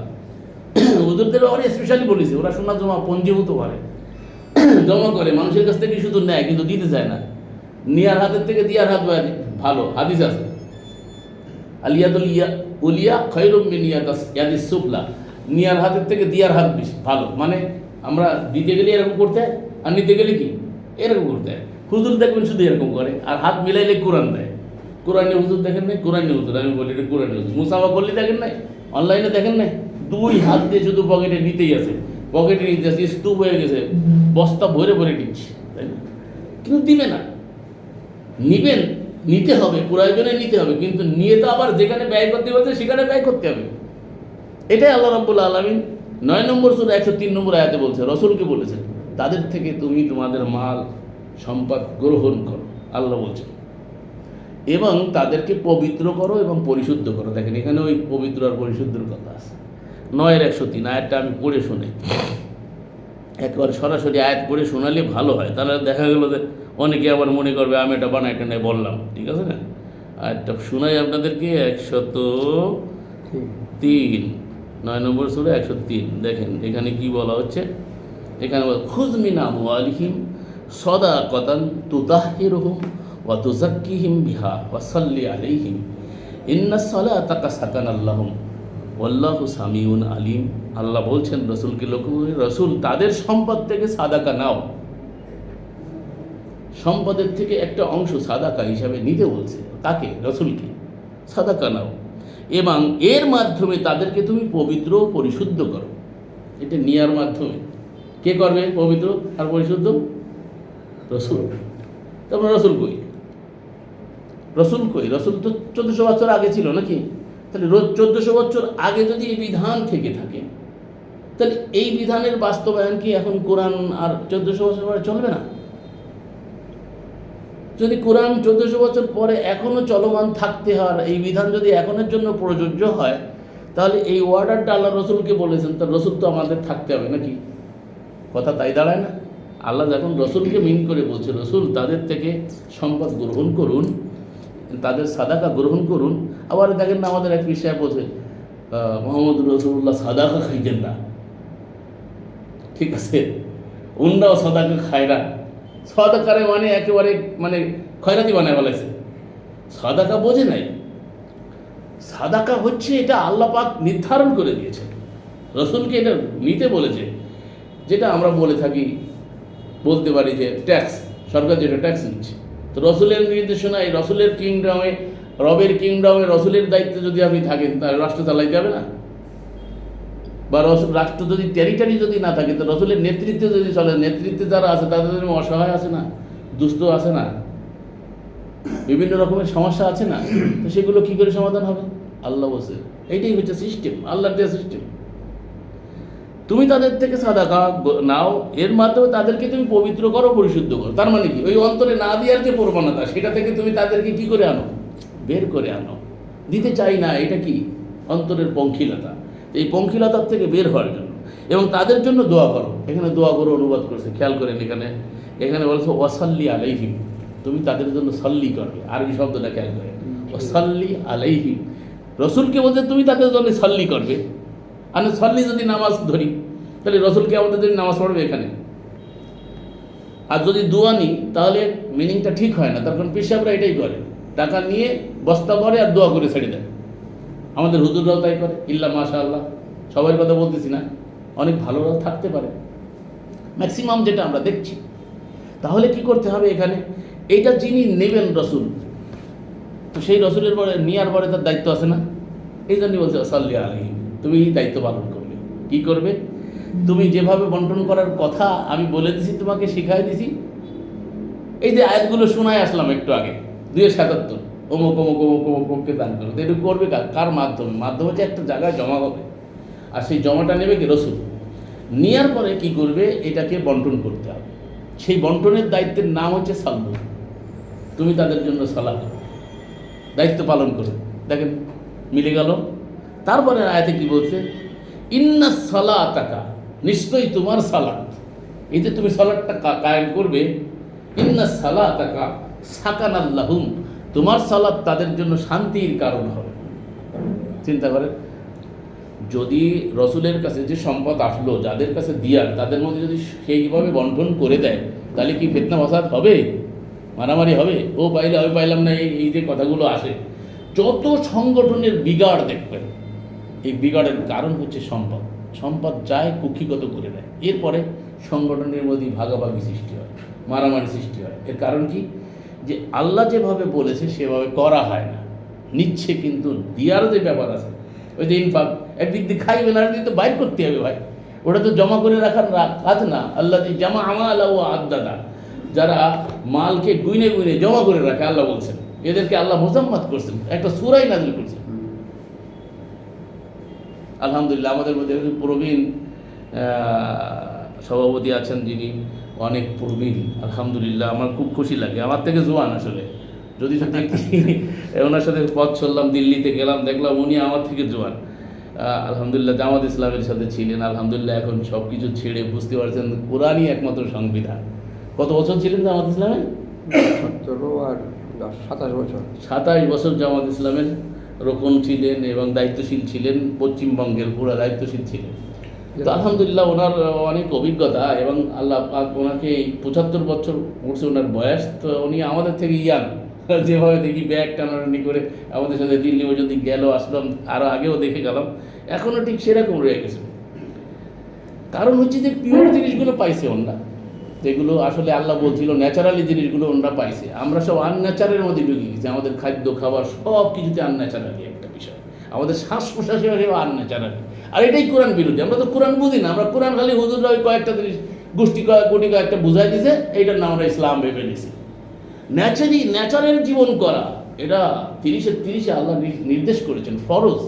ভালো খাবার খাওয়া, ভালো শ্বাস প্রশ্বাস নেওয়া, শ্বাস প্রশ্বাসকে নষ্ট করে দেওয়া হচ্ছে। এই যে আপনাকে বীরভূমে এই যে পাথর নীতিতে যে পরিমাণে ধুলো, আমি তো মুখ বন্ধ করলাম, মাস্ক ব্যবহার করলাম, কিন্তু একটা মানুষের শ্বাসের সাথে কি পরিমাণে ময়লা ঢুকতেছে, আর প্রতিনিয়ত আমরা অসুস্থ হচ্ছি। এটা তো আল্লাহ বলছে আলাতুল কবি আইদি কইলা তাহলুকা, নিজেকে হালাকাতের ভিতরে ঢেলে দিয়ে না, নিজের ক্ষতি করতে নিষেধ করেছে। এটা তো আপনাদের আল্লাহর দিয়ে আমানত, এটাকে সঠিক ব্যবহার করতে আল্লাহ নির্দেশ করেছেন। তো আল্লাহর প্রতিটা হুকুম আপনার আমার কল্যাণে, আপনি না মানলে ক্ষতি আপনার হবে, আল্লাহর কিছু আসে যায়। বিধান মানলে আপনার উপকার হবে, আপনি আল্লাহর বিধানে থাকবেন না, ক্ষতি আপনার হবে। তো বন্ধু, যে কথা বলতেছিলাম যে তাদেরকে পবিত্র করবে, পরিশুদ্ধ করবে। আল্লাহ বলছেন না সালাতাকা, তোমার এই সালাত, তোমার এই দায়িত্ব পালন, সাকান আল্লাহ, তোমাদের জন্য শান্তির কারণ হবে, আল্লাহ বলছেন। এরপরে বলছেন আর তাদের জন্য এ অনুবাদ করেছে, তাদের জন্য দোয়া করো, নিশ্চয়ই তোমার দোয়া তাদের জন্য প্রশান্তিকর। এরপরে আল্লাহ বলছে আল্লাহু সামিউন আলিম, আল্লাহ সর্বশ্রোতা সর্বজ্ঞাতা। এখন এখানে বিষয়টা হচ্ছে কি, যিনি দায়িত্ব নেবেন তার বিষয়টা তো আল্লাহ জানবেন। দেখেন এখানে আপনার এত ইয়ে করে লাভ নেই, সমাজে এইখানে বিশৃঙ্খলার সৃষ্টি হয়, যদি এই বিষয়টা বলতেছি। অনেক সময় অর্থনৈতিক কারণে আপনি দিয়ে দিয়েছেন মাল, আমার মাল কী হলো, আমি এত মাল দিলাম, আল্লাহ সামিউন আলিম, আল্লাহ তো দেখছেন ভাই, সামিউন আলিম তিনি। যদি কেউ আপনার সম্পদ সঠিক ইউটিলাইজ না করে, ড্রাইভার কিন্তু তারপরে চলে গেল, আপনি দিয়ে দিলেন আল্লাহর জন্য, ফিসাবিলিল্লাহ, মানে আল্লাহর পথে, কোরআনের পথে। এখন সে যদি তার অসৎ আচরণ করে, তার জন্য ড্রাইভার তাকে নিতে হবে। এজন্য আমাদেরকে এই বিষয়গুলো বুঝে নিতে হবে। তো এজন্য আমি যে আলোচনাটা আপনাদের সামনে করতে চাচ্ছিলাম সেটা হচ্ছে মূলত রসুলের যে ধারা, রসুল ধারাটা সম্পর্কে আমাদের অনেকের জ্ঞান নাই। রসুল ধারাটা অব্যাহত, যুগ যুগ ধরে আমাদের ভিতরে এই বিষয়টা এমনভাবে চলে আসছে যে আমরা এটা বুঝতেই পারি না, কেমন যেন জগদ্দল পাথরের মতো চেপে বসেছে। এখন এটা বললেই আমাদের কাছে কোনো পাহাড় সময় একটা কঠিন মনে হয়। বিষয়টাকে সহজভাবে বোঝার জন্য আমি আপনাদের সামনে, যেহেতু বেসিক বিষয়, এটা যদি আপনি না বোঝেন সমস্যা হয়ে যাবে, দিনের পরে চলতে পারবেন না। এই রসুলদের দায়িত্ব হচ্ছে আল্লাহর বিধানকে পরিচালনা করা, আল্লাহর বিধান নিয়ে চলবে রসুলরা। আয়াত 5-67 খেয়াল করবেন, 5 নম্বর সূরা 67 আল্লাহ রসুলকে বলছে ইয়া আইয়ুহার রাসূল, হে রসুল, বাল্লিগ, আপনি প্রচার করুন, মা উনজিলা ইলাইকা মির রাব্বিক, যা কিছু আপনার রবের পক্ষ থেকে আপনার প্রতি নাজিল করা হয়েছে।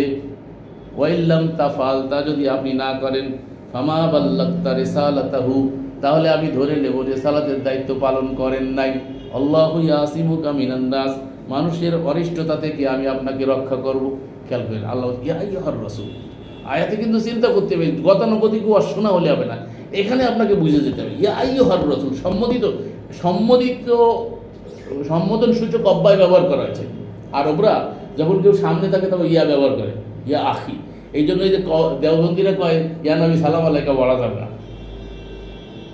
ঠিক আছে? ওরা আবার বেরুলবীরা এইসব আয়াত দেয়। তো আল্লাহ তো রসুলকে এভাবে সম্বোধন করছে, আরে রসুলকে যখন ছিল তখন সম্বোধন করছে, আর এখন রসুল না থাকলে কীভাবে সম্বোধিত হবে? তাহলে এটা প্রশ্ন দাঁড়ায়, রসুল এখন থাকতে হবে। খেয়াল করেন কিন্তু সম্বোধন সূচক অব্যয়, যে সামনে থাকে, উপস্থিত সত্তাকে এইভাবে সম্বোধন, ইয়া আখি, হে আমার ভাই, আমাদের এরকম বলে থাকে। তো দূরবর্তীর জন্য এটা ব্যবহার হয় না, যে সামনে আছে, উপস্থিত সত্তার জন্যই ব্যবহার করা। অনুপস্থিত, মৃত্যুবরণ করেছে, যখন তিনি ছিলেন যদি তাকে সম্বোধন করা হয়, তখন তিনি ছিলেন তাই সম্বোধন করেছে। আর এখন যদি না থাকে তাহলে কে সম্মত দিতে হবে? ইয়া আইয়ুহার রাসূল, হে রাসূল বাল্লিগ, আপনি প্রচার করুন। তাহলে এই কোরআনের প্রচার করতে হবে না? রসুল 1400 বছর আগে করে গেছিল, তো প্রচার করার দায়িত্ব তো রসুলের ভাই। কোরআন কি বলছে? ইয়া আইয়ুহার রাসূল, হে রসুল বাল্লিগ, আপনি প্রচার করুন মা উনজিলা ইলাইকা মির রাব্বিক, যা কিন্তু আপনার রবের পক্ষ থেকে আপনার পরে নাজিল করা হয়েছে। তাহলে এখন বলেন, যদি রসুল না থাকে তাহলে কে প্রচার করবে?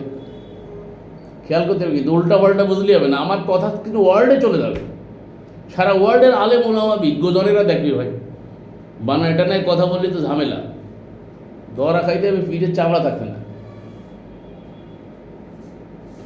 তাহলে রসুলকে সম্বোধন করছে, তাই প্রচার করুন যা মা উনজিলা ইলাইকা মির রাব্বিক, যা রবের পক্ষ থেকে নাজিল করা হয়েছে। এখন রসুলের তো নিজের বানায় কোনো কিছু বলার সুযোগ নেই। নাজিল কি করা হয়েছে? সারা দুনিয়া, সারা ওয়ার্ল্ডের, কি বলেন সুন্নি, কি বলেন ওহাবি, কি বলেন দেওবন্দি, কি বলেন বেরলভি, কি বলেন হানাফি, কি বলেন শাফিঈ, কি বলেন মালিকি, কি বলেন হাম্বলি, কি বলেন সিস্তিয়া, কি বলেন সাবেরিয়া, কি বলেন নকশবন্দিয়া, কি বলেন মুজাদ্দিদিয়া, ইসলামের যত ফিরকা আছে সবাই মনে করে যে নাজিল করা গ্রন্থ মানে আল কোরআন। আপনারা যারা আছেন দ্বিমত আছে কারণ? আচ্ছা আপনাদের জিজ্ঞেস করি, কি বুখারী কি নাজিল হয়েছে? না। মুসলিম, তিরমিজি, আবু দাউদ, নাসাই, ইবনে মাজাহ, সিয়াসিত্তা, কুতুবে খামসা, কোনটাই নাজিল করা হয়নি। তো নাজিল করাইছে কোনটা? আল্লাহ, সবাই জানি আমরা। তাহলে বলছে রসুল আপনি শুধু তাই প্রচার করবেন যা আপনার পরে নাজিল করা হয়েছে। নাজিল করা হয়েছে তো কোরআন, সবাই স্বীকৃতি দিচ্ছি এটা, কিন্তু কার্যত যে দেখেন বিরোধিতা কিভাবে করতেছে। এখন বলতেছে কি, রসুলকে মানতে গেলে তো হাদিস মানতে হবে।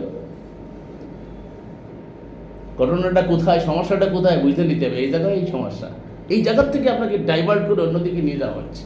এখানে স্পষ্ট তো আল্লাহ ক্লিয়ার করে বলছে আপনি তাই প্রচার করবেন। এই যে আবু সাইদ ভাইকে এক বক্তা বক্তব্য দিছে, কালকে শুনলাম সে বক্তব্য বলছে আবু সাইদ রসুলের বিরুদ্ধে আচরণ করছে, কি তাকে জুতাতে পিটাই যাবে না, জুতোর অবমাননা, ওকে ছেঁড়া জুতোতে পিটাইতে হবে, মাআযাল্লাহ। কিন্তু আলেমের বক্তব্য হতে পারে, কিন্তু কাফেরের সাথেও তো এই আচরণ করতে বলে নাই আল্লাহ। আল্লাহ বলে দিছে আহলে কিতাবদের সাথে উত্তম পন্থায় বিতর্ক করো। এরা কোরআন জানেও না, মানতেও চায় না, এরা কোরআন এদের বড় অ্যালার্জি, এদের আচরণের মধ্যে কোরআন খুঁজে পাবেন না। এত বড় একজন আলেম বাংলাদেশে দেখবেন, কালকে লেকচার দিচ্ছে, সে লেকচারে এই কথা বলছে আবু সাইদ কি অন্যায় করছে, আবু সাইদ নাকি রসুল অবমাননা করছে। কি রসুল অবমাননা করছে সে ব্যাখ্যা দিয়ে বলছে যে আল্লাহ রসুলকে ব্যাখ্যা দেওয়ার দায়িত্ব দিছে, তো রসুলকে যে ব্যাখ্যা দিয়েছে সেটার নামই তো হাদিস, তো রসুলের ব্যাখ্যা মানবে না। আজীব ব্যাখ্যা শব্দই ওখানে নাই, লিতুবাইয়িন, এটাকে বর্ণনা করবেন। বর্ণনা করা কি, কি বর্ণনা করবেন? মা নুযজিলা ইলাইহিম, পরের অংশে বলে দেয়া আছে সূরা নাহাল 44 নম্বর আয়াত দেখে নিন, মা নুযজিলা ইলাইহিম, তো তাদের জন্য এখান থেকে নিচ্ছে তারা কি রসুলকে ব্যাখ্যা করার দায়িত্ব দিছে আল্লাহ, অথরিটি দিছেন আল্লাহ। আল্লাহ তো রসুলকে অবশ্যই অথরিটি দিছেন। কি অথরিটি দিছেন? যাহা নাজিল করা হয়েছে মা নুযজিলা ইলাইহিম, পরের অংশে দেখেন, আমি আয়াতটা পড়েই শুনে তাহলে ভালো লাগবে। 16 নম্বর সূরা 44 নম্বর আয়াত, 16-44, এই আয়াত দিয়ে তারা হাদিসকে এস্টাবলিশ করতে চাচ্ছে। কালকে সেই লেকচারার যেহেতু বলেছে এই জিনিসটা ক্লিয়ার হয়ে যাবে। আল্লাহ বলছেন বিল বায়িনাতি ওয়াজ জুবুর, স্পষ্ট প্রমাণাদি কিতাব সমূহ, ও আনজালনা ইলাইকা যিকরা, এবং তোমার প্রতি নাজিল করেছি। এখানে এক সরাসরি কোরআন লেখছে, ওখানে শব্দ আছে যিকরা। এই যিকরা মানে কোরআন, আমাদের কোনো দ্বিমত নেই। এই অনুবাদে বলছি, ইন্টারন্যাশনাল অনুবাদ, সৌদি আরব থেকে অনুবাদ করেছে, এটা আবু বকর জাকারিয়া, আমি সেটা পড়তেছি। আমার অনুবাদ যেহেতু আজকে আলহামদুলিল্লাহ আজকেই আপলোড হয়েছে, আপনাদেরকে দিলাম, তো আমি ওখান থেকেও পড়তেছি না, তার কারণ আমাদেরটা দিলে বলবে যে ওটা ওদের বানানো কথা, বুঝতে পারছেন? এটা আমাদেরটা আমাদের মধ্যে সীমাবদ্ধ রাখি, ওদেরটা দিয়েই বলি যে ওরাই বলছে দেখেন কিতাবসমূহ, এবং তোমার প্রতি নাজিল করেছি কোরআন, যিকরা মানে কোরআন, যাতে তুমি মানুষের জন্য স্পষ্ট করে দিতে পারো। আচ্ছা, স্পষ্ট করে এই কোরআনটাকেই বিবৃত করতে পারো, কোরআনটা বলতে পারো। আল্লাহ বলছেন যা তাদের প্রতি নাজিল করা হয়েছে। এখানে বাইয়িনা শব্দ আছে, লিতু বাইয়িনা, এই বাইয়িনা মানে ওরা ব্যাখ্যা নিছে, তফসির নিছে, রসুলকে আল্লাহ তফসির করার দায়িত্ব দিচ্ছে। অথচ আল্লাহ পরের অংশে বলে দিলেন মা নুযজিলা ইলাইহিম, তুমি তাই বিবৃত করবে যাহা তোমার পরে নাজিল করা হয়েছে। দেখছেন, এইটুকু আর বলে না, বলে রসুলকে আল্লাহ দায়িত্ব দিয়েছেন। এখান থেকে হাদিস এস্টাবলিশ করে বলে। এই যে সূক্ষ্মতর বিষয়গুলো জনগণ বোঝে না, এবং জনগণকে উস্কানি দিচ্ছে ও হাদিস বিরোধী, ওকে জুতো দিয়ে পিটাইতে হবে, মানববন্ধন করছে গতকালকে। এবং তারা কি করছে, আন্দোলন করতেছে যে এই কী দেখে বলে শিক্ষা প্রতিষ্ঠানে গিয়ে ঘেরাও করবে তারা। আবু সাইদ খান ওখানে কোরআন কেন ঢুকাইছে, এই অপরাধ। আমি লিখছি আবু সাইদ খান যদি কোরআন ঢুকুনের কারণে অপরাধী হয়, মুরতাদ হয়, কাফের হয়, তার বিরুদ্ধে আন্দোলন করতে হবে যেসব মৌলবীরা করতেছে, তাহলে এই মৌলবীরা আসলে কোরআনের বিরুদ্ধে অবস্থান নিয়েছে, এতে কোনো সন্দেহ আছে? নিশ্চয়ই তারা কোরআনের বিরুদ্ধে অবস্থান নিয়েছে। আবু সাইদের অপরাধ আর কিছু না, আবু সাইদের অপরাধ তারা বলতেছে সে শুধু কোরআন মানে। আরে ভাই, সে শুধু কোরআন মানে ভালো কথা, তুমি কোরআন মানো, হাদিস মানো, তা তুমি কোরআন হাদিস এস্টাবলিশ করো যে ওখানে তাকে ডাকছে, সে যে ওখানে কোরআনের বলছে কোরআন মানে কোরআন মোতাবেক। তা কোরআন তো তোমার ইমানের কিতাব, কোরআন তো তোমার বিশ্বাসের কিতাব, তোমরাই তো স্লোগান দিচ্ছ আল কোরআনের আলো সংসদে জানো, তোমরা এখন কেন কথা বলো না? যেহেতু আল ইসলামের নামে, এই যে উড়িতে দলে ছিল ইসলামের নামে আজকে বাংলাদেশে তারাই বেশি এস্টাবলিশ, তারাই এখন মনে করেন ক্ষমতায় যাবে এরকম চিন্তা ভাবনা, তারা কি একটা কথা বলতেছে না? এরাই স্লোগান দেয় আল কোরআনের আলো সংসদে জানো। অথচ দেখা একটা লোক কোরআনের কথা বলতে যাচ্ছে, তাকে জুতা দিয়ে পিটানো হচ্ছে, তার বিরুদ্ধে মানববন্ধন হচ্ছে। তো এই মৌলবী সাহেবরা কি কোরআন চায় বলেন আপনি? এরা মুখে কোরআনের স্লোগান দেয়, কিন্তু কার্যত এরা কোরআন মানতে চায়। আমি একটা উদাহরণ দিয়েছিলাম কিছুদিন আগে, আপনারা আগে দেখে থাকবেন।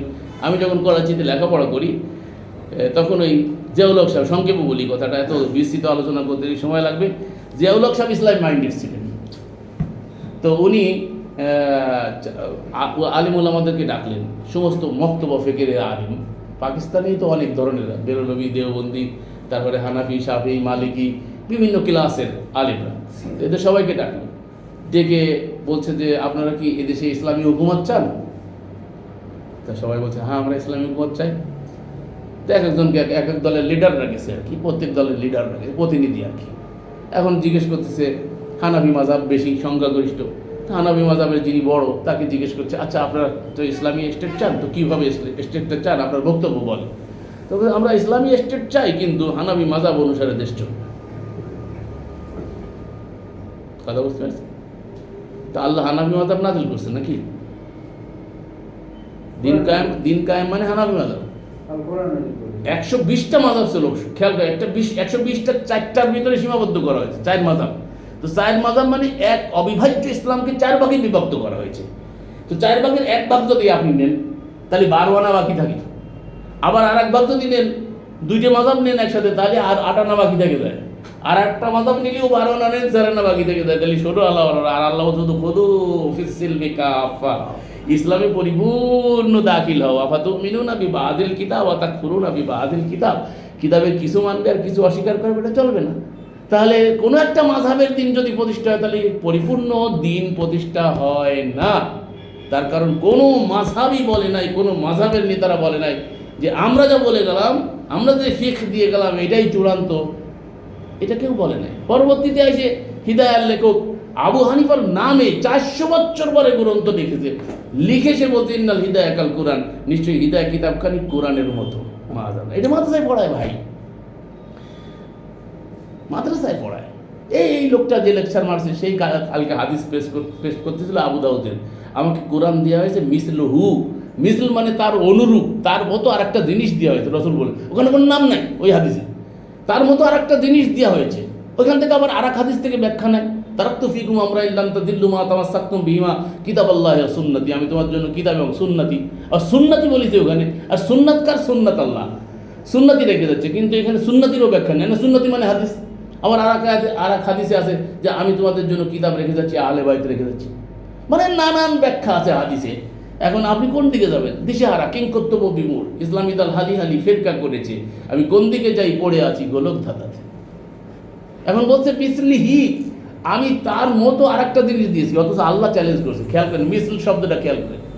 এই বক্তা এই কথাটা বলেছে কালকে, সেজন্য আমি এই কথাটা বলতেছি। এই বক্তা বলছে যে রসুল, আবু দাউদের উদ্ধৃতি দিয়ে বলছে যে আল্লাহর রসুল বলছেন যে আমাকে কোরআন দেওয়া হয়েছে তার মেসাল, তার অনুরূপ আর একটা জিনিস দেওয়া হয়েছে, কিন্তু ওখানে নাম নাই কিন্তু। তো উনি এসে বলছে সেটাই হাদিস, বা এই আলেমরাই বলে সেটাই হাদিস, ঠিক আছে, ধরে নিছে সেটাকে হাদিস, ধরে নিছে। কিন্তু আল্লাহ তো ওখানে বলে না, রসুলও বলে না যেটা হাদিস, ওকে আরেকটা জিনিস দেওয়া হয়েছে, আরেকটা জিনিস দেওয়া হয়েছে তার মতো, কোরআনের মতো। মাআযাল্লাহ, রসুল এই কথা কী করে বলে যে রসুলের পরে আয়াত নাযিল হয়েছে? মিন মিসলিহি ওয়াদু শুহাদাআকুম মিন দুনিল্লাহি ইন কুনতুম সাদিকিন ওয়া ইন কুনতুম ফি রাইবিন মিম্মা নাযালনা আলা আবদিনা, আমার বান্দার পরে যে কিতাব আমি অবতীর্ণ করেছি তার মতো, তার মেসাল, তার অনুরূপ যদি তোমরা কিছু আনতে চাও, যদি আয়াত আনো, সূরা আনো, 10টা সূরা আনো, একটা আয়াত আনো, শেষ পর্যন্ত বলেছে এই মেসাল, এর উদাহরণ। কেউ এই চ্যালেঞ্জ গ্রহণ করতে পারে নাই, ব্যর্থ হয়েছে সারা পৃথিবী। কিন্তু মাদ্রাসায় পড়ানো হচ্ছে কিতাব, এই জন্য তো আবু সাইদের বলে রাগ। আবু সাইদ যদি কোরআনের কথা বলবে আর অন্য কিছুর সাথে শরিক করবে না, এটা তো তার বিরুদ্ধে। কিন্তু ওরা তো শরিক করে বসে আছে ভাই, তারা তো আল্লাহর বিধানের পাশাপাশি শরিক করে বসে আছে, এই জন্য এরা মেনে নিতে পারছে না। তো এখানে লিতুবাইয়িনা লিন-নাস মা নুযিলা ইলাইহিম, সারা ওয়ার্ল্ডকে জানিয়ে দেওয়ার জন্য এই কথাগুলো আনতেছি। দেখেন এখানে আল্লাহ বলছেন রসুলকে ব্যাখ্যা করার জন্য। আমরা রসুলকে ব্যাখ্যা যদি এখানে নাই, শব্দে ব্যাখ্যা হবে না, বায়ান করা, এটাকে বর্ণনা করা। তো কী বর্ণনা করবে? মা নুযিলা ইলাইহিম, যা তার প্রতি নাজিল করা হয়। তো নাজিল তো এইসব যে সমস্ত কিতাব রসুলের নামে বলছি, এর একটাও তো নাজিল করা হয়নি, তাহলে এটা দিয়ে কেন ব্যাখ্যা করবো? এটা তো রসুল দেখেই না, এটা রসুল জানেই না। রসুলের 300 বছর পরে সংকলন করা হবে, এটা কোনো রসুল ভবিষ্যৎবাণীও করেন নাই। তাহলে কিসের ভিত্তিতে এটা করা হলো রসুলের নামে? আর এটা দ্বীন ইসলামের দ্বিতীয় উৎস বলে আখ্যায়িত করা হলো। আল্লাহর বিধানের পাশাপাশি বিধানে অন্য একটা বিধানকে দিয়ে আনি শরিক করা হচ্ছে। সমস্যা ওই জায়গায় যে আসলে কোরআনকে যেভাবে আল্লাহ আমাদেরকে মানতে বলছে, আমরা সেভাবে কোরআন মানতেছি না। আল্লাহ বলছেন এই সাদিকিন কারা? আর একটা আয়াতে আল্লাহ রাব্বুল আলামিন হুজরাত, সূরা হুজরাতের 15 নম্বর আয়াতে আল্লাহ বলছেন। হুজরাত কত নম্বর সূরা? 49 নম্বর সূরা। দেখেন হুজরাতের 15 আল্লাহ রাব্বুল আলামিন সাদিকিনের ব্যাখ্যা করেছেন। কারা সত্যবাদী? ঈমানের দাবিতে সত্যবাদী কারা? আল্লাহ রাব্বুল আলামিন নিজেই ব্যাখ্যা করে বলছেন। হুজরাত 49 নম্বর সূরা, আয়াত নম্বর হচ্ছে 15। আল্লাহ রাব্বুল আলামিন বলছে ইন্নামাল মুমিনুনা আল্লাযীনা আমানু বিল্লাহি ওয়া রাসূলিহি সুম্মা লাম ইয়ারতাবু ওয়া জাহাদু বিআমওয়ালিহিম ওয়া আনফুসিহিম ফি সাবিলিল্লাহ উলাইকা হুমুস সাদিকুন। এটাকে আপনি ঈমানের সংজ্ঞা বলতে পারেন। মানুষ সংজ্ঞা দেয়, মানুষ কি সংজ্ঞা দিয়েছে ঈমানের সংজ্ঞা? ইকরারুম বিল লিসানি ওয়া তাসদীকুম বিল কলব ওয়া আমাল বিল আরকান। এটা কিন্তু মানুষের দেওয়া সংজ্ঞা, মুখে স্বীকৃতি, অন্তরে বিশ্বাস, কার্যে পরিণত, এটা ঈমানের সংজ্ঞা দিয়েছেন। কিন্তু আল্লাহ নিজে সংজ্ঞা দিয়েছেন। এটাকে আল্লাহর দেওয়া সংজ্ঞা বলা যেতে পারে। ইন্নামাল মুমিনুন, মোমেন হচ্ছে, নিশ্চয়ই তাকিদের সাথে আল্লাহ বলছেন, নিশ্চয়ই মোমেন হচ্ছে তারা যারা বিশ্বাস স্থাপন করে আল্লাহ ও তার রসুলে। দুটো বিষয়, আল্লাহ এবং রসুল। তো রসুল, আল্লাহ তো সদা বিরাজমান, যদি আমরা দেখি না, কিন্তু আল্লাহ তো আছেন, তাই না? তাহলে আল্লাহ সদা বিরাজমান, তাহলে আল্লাহতে বিশ্বাস স্থাপন করলেন। ও রসুলিহি, রসুলের বিশ্বাস স্থাপন করছে। রসুল কই? রসুল ছিল যারা, তাদের উপরে তো বিশ্বাস করতেই হবে। আল্লাহ তো বলে দিয়েছেন সকল রসুলের উপরে বিশ্বাস স্থাপন করতে হবে। তাহলে এই আয়াতে আল্লাহ যে রসুলের বিশ্বাস করতে করেছে, আর রসুলের সাক্ষী দিবেন যখন, তো সাক্ষী দিতে গেলে উপস্থিত সত্তা ছাড়া সাক্ষী দেওয়া যায়? ভাই, সাক্ষীর জন্য, মার্ডার কেসের আসামির জন্য আপনার সাক্ষ্য উপস্থিত করা লাগবে না? যখন আপনি যাইবেন কোর্টে, সাক্ষী উপস্থিত ছাড়া হবে সমাধান? হবে না। তো সাক্ষীর জন্য তো উপস্থিত করতে হবে। না, আমরা দেখছিলাম অমুক জায়গায়, শুনছিলাম। তুমি কি ফিল্ডে ছিলে কিনা? তুমি ওই জায়গায় দাঁড়ানো ছিলে কিনা? এই কথাটি কিনা? আমি খবরের কাগজে পড়ছিলাম। চলবে না, এসব সাক্ষী চলবে না। একেবারে চাক্ষুষ ছাঁচে দাঁড়িয়ে থেকে দেখতে হবে। এখন আপনি রসুলের সাক্ষী দেবেন, রসুল কই? ইন্নামাল মুমিনুনা আল্লাযীনা আমানু বিল্লাহি ওয়া রাসূলিহি সুম্মা লাম ইয়ারতাবু, অতবার সন্দেহ পোষণ করে নাই। বিশ্বাসের পরে আর সন্দেহ করা যাবে না। আপনি যদি সন্দেহ করেন না, তার প্রমাণ কি? ওয়াজাহাদু বিআমওয়ালিহিম ওয়া আনফুসিহিম, সে জিহাদ করে, সংগ্রাম করে, বিআমওয়ালিহিম, মাল দেওয়ার মাধ্যমে, ও আনফুসিহিম, প্রয়োজনে জীবন দিয়ে দেয়। আগে মাল দেয়, তারপরে জীবন দেয়। তা আমরা কি করি? আগে জীবন দিয়ে দিতে চাই, মাল দিতে চাই না। মালটা বড় কঠিন জিনিস আমাদের, তাই না? জীবন দিয়ে দেবো, হুজুর আসেন আপনার জন্য জীবন দিয়ে দেবো, কিন্তু মাল দিতে রাজি সংক্ষেপে একটা গল্প মনে পড়ে গেল, না বলে লোক সংগ্রাম করতে পারছি না। এক বেটা মাথায় রুটি নিয়ে সফর শুরু করছে, সফর করছে, সাথে সাথে কুত্তারা, বাড়ির কুত্তাটা তারে খুব ভালোবাসে, সেও কুত্তাকে খুব ভালোবাসে, কুত্তাটার সাথে সাথে তার পিছনে পিছনে, কুত্তা বড় উফাদার হয়। তো এই কুত্তা পিছনে পিছনে চলছে, তো বহুদিন চলতে চলতে, দূর চলতে চলতে ক্ষুধা লেগে গেছে, কুত্তাটা হাঁপাচ্ছে, কাঁদছে। এখন কুত্তার সাথে ও কান্দা শুরু করছে। তো লোকে জিজ্ঞেস করে কান্দো কে?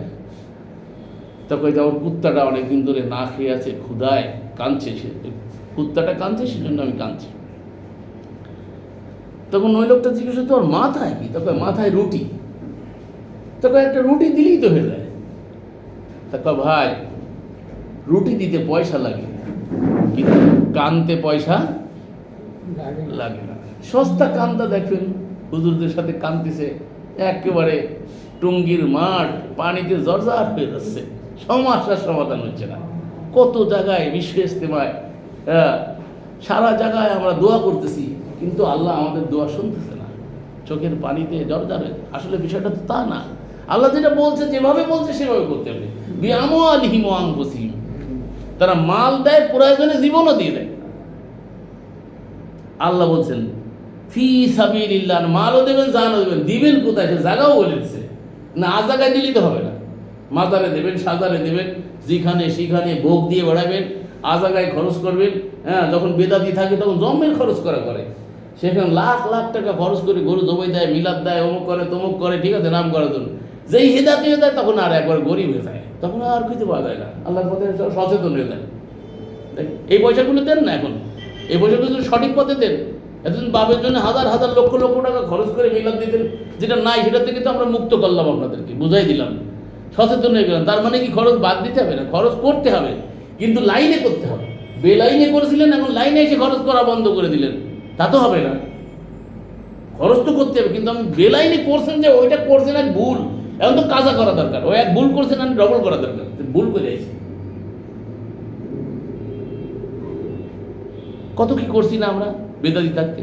সহি আকিদাতে আমার অজব ভাই বলে যে ভাই আমার জীবনের সব টাকা বেশিরভাগ চলে গেছে হুজুরদের পিছনে আর সহি দিন কায়েম করার জন্য। সহি কায়েম করতে জানে দেখি, সহি বলতে আর কিছুই নাই, সবই দেখা যাচ্ছে শহীদ নামে সব চলতেছে কি ভেজাল। এরকম অনেকেই আমরা করে আসছি ভাই, আমরাও তো জানমাল জীবন বাজি রেখে কাজগুলো করে আসছি যেমন, কিন্তু দেখা যাচ্ছে পথটা সঠিক ছিল না। আল্লাহ বলেছে ফি সাবিলিল্লাহ, তারা এগুলো জান এবং মাল খরচ করে ফি সাবিলিল্লাহ, আল্লাহর পথে। আর মনে রাখবেন, এক কথায় যদি আপনাকে বুঝতে হয় ফি সাবিলিল্লাহ কি, তাহলে বুঝতে হবে কোরআনের পথে। সাবিল মানে রাস্তা, আল্লাহর রাস্তা হচ্ছে কোরআনের রাস্তা। আল্লাহ রাস্তা দেখাইছেন কি দিয়ে? হুদা, হুদাল লিন্নাস, ইহদিনাস সিরাতাল মুস্তাকিম, আমাদেরকে পথ দেখান। কি দিয়ে দেখাইছে? কোরআন দিয়ে দেখাইছে। আল্লাহ 43-43 বলছে ফাস্তামসিক বিল্লাযী উহিয়া ইলাইকা ইন্নাকা আলা সিরাতিন মুস্তাকিম, তোমার কাছে যা ওহী করা হয়েছে কোরআন শক্তভাবে ধারণ করে। ইন্নাকা আলা সিরাতিন মুস্তাকিম, এটা সরল পথ। এটা কি সরল পথ? আর কোনো পথ সরল আল্লাহ বলে নাই। ওয়ান্না হাযা সিরাতি মুস্তাকিমান, এইটাই আমার সরল পথ। ফাত্তাবিউহু, এই পথেরই অনুসরণ করো। ওয়ালা তাত্তাবিউ সুবুল, এই যে একাধিক রাস্তা দেখতেছো। 72 ফিরকা বলতে কোথায় 72 ফিরকা? হাজার হাজার লাখো লাখো ফিরকা আছে। ফিরকা তো শেষ করতে পারবে না, শয়তানের রাস্তা শেষ নাই। আল্লাহ এটা সুবুল বলছে, বহু বচন ব্যবহার করেছে। এই যে রাস্তা সমূহ আছে, এই রাস্তায় যেও না, শুধুমাত্র একক আমার সিরাতে মুস্তাকিমের মানে বলতে। ওয়ান্না হাযা সিরাতি মুস্তাকিমান, এইটাই রসই লাগাইতে, এইটাই আমার সরল পথ। ফাত্তাবিউহু, এই সরল পথেরই অনুসরণ করো। এরপরে বলছো ওয়ালা তাত্তাবিউ সুবুল, এই যে একাধিক রাস্তা দেখছো, এই যে হানাফি, শাফি, মালিকি, হাম্বলি, সিস্তিয়া, সাবেরিয়া, নকশবন্দিয়া, মুজাদ্দিদা, আহলে হাদিস, আহলে সুন্নাহ, অমুক তমুক, এই সব মানুষের তৈরি করা। যে আমি বলছি না, আল্লাহ বলছেন 12 নম্বর সূরা 40 নম্বর আয়াত। আল্লাহ বলছে এটা তোমরা তোমার বাপ দাদারা তৈরি করেছে এই সব নাম। মা আনজালাল্লাহু বিহা মিন সুলতান, এর সবককে আল্লাহ কোনো দলিল অবতীর্ণ করে নাই। তাহলে আল্লাহ যেটা অবতীর্ণ করে না, আল্লাহ যেটা নারিল করে না, আল্লাহ যেটা বলে নাই, আল্লাহ কি এইসব নাম বলেছেন আমাদের? আমাদের দিনই নাম কি হবে? আল্লাহ পরিচয় দিয়ে দিয়েছেন, ওয়াসাম্মাকুমুল মুসলিমিন। সূরা আল-হাজ 22 নম্বর সূরা 78 নম্বর আয়াত। আল্লাহ বলছেন যে তোমাদের নামকরণ করেছে আল্লাহ মুসলিম। মিন ক্বাবলু ওয়া ফি হাযা, এর আগেও যারা ছিল নবীদের ফলোয়ার, রাসূলদের ফলোয়ার, মিন ক্বাবলু অফিহাজা, এই যে কিতাব সর্বশেষ লাস্ট মেসেঞ্জার যে কিতাব নিয়েছে, এই কিতাবেও তোমাদের নামকরণ করা হয়েছে মুসলিম। আল্লাহ বলছে মুসলিমিন, মুসলিম এক বছর, মুসলিমিন বহু বছর। আর যখন আমরা সংগঠিত শক্তি হব সেটাকে বলে উম্মা। যে ইব্রাহিম দোয়া করছে উম্মাতা মুসলিমাতাল লাকা, আমাদের মধ্য থেকে একটা মুসলিম উম্মা বানাও। এই যে আমরা মুসলিম উম্মার পক্ষ থেকে এসেছি, উম্মার পক্ষ থেকে এখানে বাংলাদেশ থেকে এখানে আসছি বীরভূমে এই উম্মা প্রতিষ্ঠা করার জন্য। আমরা একটা উম্মা, আমরা একটা শান্তিকামী জাতি। মুসলিম উম্মা মানে কি? মারামারি, কাটাকাটি, ফিতনা, ফাসাদ, দাঙ্গা, হাঙ্গামা, ঠিক আছে, মানুষের জীবনে মানে জীবন নিয়ে ভালোভাবে বাঁচতে পারবে না, এরকম জীবন করার জন্য তো এটাকে ইসলাম বলে না, যেটা আমরা করছি। ইসলাম মানে এখন হয়ে গেছে কি মারামারি, দাঙ্গা, হাঙ্গামা, কাটাকাটি, ফিতনা, ফাসাদ, দাঙ্গাবাজ হয়ে গেছে ইসলাম আলাদা মাআযাল্লাহ। তারা এগুলো করছে ভাই, মোল্লারা লাফাচ্ছে, গাল হাত উঁচু করে লাফায়। অথচ একটা মানুষকে তার পৃথিবীতে বেঁচে থাকার অধিকার আল্লাহ রাব্বুল আলামিন দিয়েছে। অন্যায়ভাবে কোনো একটা মানুষের উপর অত্যাচার করা যাবে না, আপনার কথার দ্বারা, আপনার কাজের দ্বারা। এবার হাদিসেও আছে, এরা হাদিসও মানে না, হাদিসে আছে আল মুসলিমু মান সালিম আল মুসলিমুনা মিন লিসানি ওয়া ইয়াদি। মুসলিম ওই ব্যক্তি যার হাত এবং জবান দিয়ে অন্য মুসলিম কষ্ট না পায়, অন্য মুসলিম কষ্ট না পায়। হাত দিয়েও করা যাবে না, জবান দিয়েও করা যাবে না। তো আপনার কথার দ্বারা যদি কেউ আঘাত প্রাপ্ত হয়, জারাহাতু সিনান ইলাহাল তিয়াম ওয়ালা জারাহাতু সিয়াম ইলাহাল তিয়াম ওয়ালা ইয়ালতাহুমা জারাহাল লিসান। মানুষকে যদি আপনি অস্ত্র দিয়ে আঘাত করেন তো সে জায়গায় একদিন অপারেশন করে ওঠে, তারপরে আস্তে আস্তে ওষুধ টষুধ ব্যবহার করে জায়গাটা মিটে যায়। কিন্তু মানুষকে যে কথা দিয়ে, যে কথার অস্ত্র দিয়ে যে আঘাত করে, সেই আঘাতের ব্যথা ভিতরে কলিজায় ছিদ্র হয়ে যায়। ওটা জীবনে মাফ করে দেয় মুখে মুখে, যে তোরে মাফ করে দিলাম, কিন্তু তারপরেও এই জন্য ইতিহাসে আছে হিন্দাকে যখন রসুল ইমাম ফাতে মক্কার দিন মাফ করে দিলেন, তারপর বলেন তুই আমার সামনে দিয়ে যা, তার কারণ তোকে দেখলে আমার চাচার করুণ কাহিনীর কথা মনে আসে, তুই আমার চাচার কলিজা সবাই খাইছিলি। ইতিহাস বলছি, এটা কিন্তু কোরআন বলতেছি না, আবার ভুল বুঝেন, উদাহরণটা আল্লাহ আর কি, ইতিহাসে যেটা পাওয়া যায়। আল্লাহু আলাম, আল্লাহ ভালো জানেন সত্য মিথ্যা। তাহলে বোঝা যাচ্ছে যে একটা মানুষ কথার দ্বারা, কর্মের দ্বারা যে কষ্ট দেয়, সেই কষ্ট যে ভিতরে গেঁথে দেয়, ওই ভিতরের কষ্ট ভাই যেতে চায় না, মাঝে মাঝে জাগ্রত হয়, হায় ওই লোকটা আমাকে এরকম অত্যাচার করলো, এই ভাষায় কথা বললো, রূঢ় কণ্ঠে কথা বললো। এই জন্য আল্লাহ বলছেন ফাবিমা রাহমাতিম মিনাল্লাহি লিনতা লাহুম ওয়া লাউ কুনতা ফাযযান গালিযাল কলব লানফাযযু মিন হাওলিক। আল্লাহর মেহেরবানি দিয়ে আপনার জবানটাকে আল্লাহ মিষ্টি করে দিয়েছে।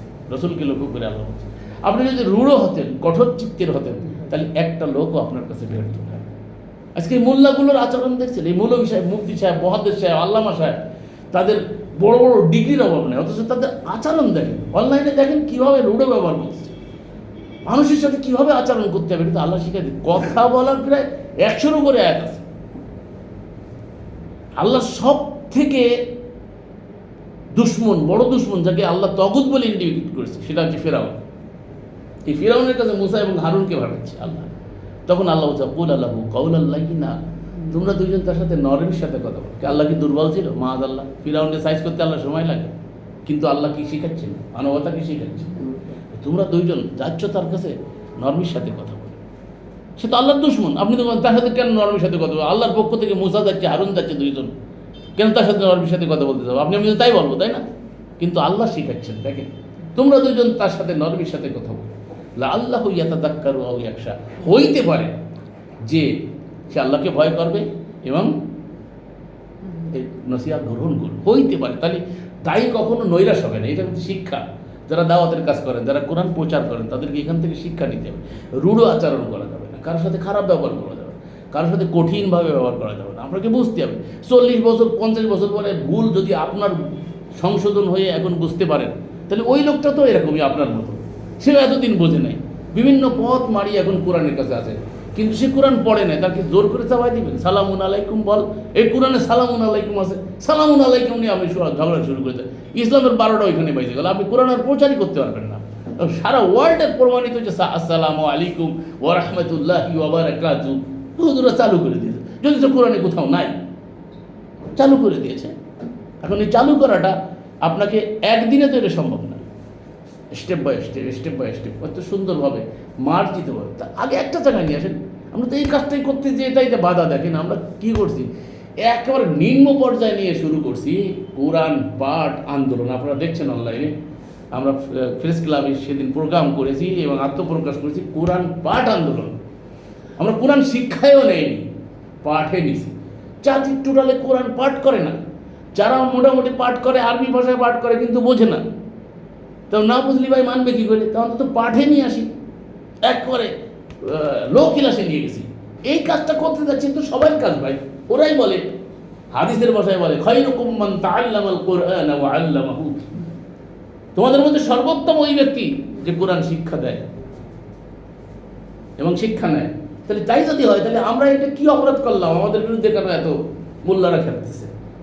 আর মোল্লা বললে অনেকে বলে যে আর এটা বলা ঠিক না। আসলে আসলে বলা উচিত। কি বলবো? স্কলার বললে আমার এক ভাই বলছে, ওদেরকে স্কলার বলেন কেন? তোদের স্কলার বলার রাইট নেই। আমার আবার সেটা কেন ধরে? আমরা মানে সমস্যায় আছে। কি বলবো এদেরকে? এই ধর্মযাজকরা অথবা এই ধর্মীয় নেতা যারা আছে আমাদের সমাজের, এরা আজকে কোরআনকে ডাইজেস্ট করতে পারছে না। মুখে এরা কোরআনের কাজ করবে, কিন্তু আর কাউকে কোরআনের কাজ করতে দেবে না। তা কোরআন কি ওদের জন্য নির্দিষ্টভাবে নাজিল করা হয়েছে? কোরআন তো সারা পৃথিবীবাসীর জন্য। আমরা তো এই কথাটা বোঝাতে চাচ্ছি ভাই, আমরা জাতির কাছে এই মেসেজটা নিয়ে যেতে চাচ্ছি। আমাদের এই বইটাকে একজন হিন্দুও বসতে পারবে, একজন খ্রিস্টান বসতে পারবে, যাদেরকে বিভিন্ন নামে আমরা নামকরণ করেছি, কিন্তু মূলত তো আমরা মানুষ, মানব জাতি, মানুষ্য জাতি, আদম জাত। আমাদের প্রত্যেকের জন্য এই বিধান এসেছে। আদমকে লক্ষ্য করে আল্লাহ, কুল নাহবিতু মিনহা জামিয়ান ফাইম্মা ইয়াতিয়ান্নাকুম মিন্নি হুদা। হে মানুষ্য জাতি, পৃথিবীতে যাচ্ছ, আমার পক্ষ থেকে হুদা যাবে। ওখানে কোনো মুসলিমকে ইন্ডিকেট করা হয় নাই, ওখানে কোনো ইহুদি নাসারাকে বলা হয় নাই, নির্দিষ্ট কোনো গোষ্ঠীকে লক্ষ্য করে আল্লাহ বলে নাই। এরপরে আল্লাহ বলছে অল হুদা ও বাইয়িনাতিন মিন হুদাল্লিন নাস ও বাইয়িনাতিন মিনাল হুদা ওয়াল ফুরকান।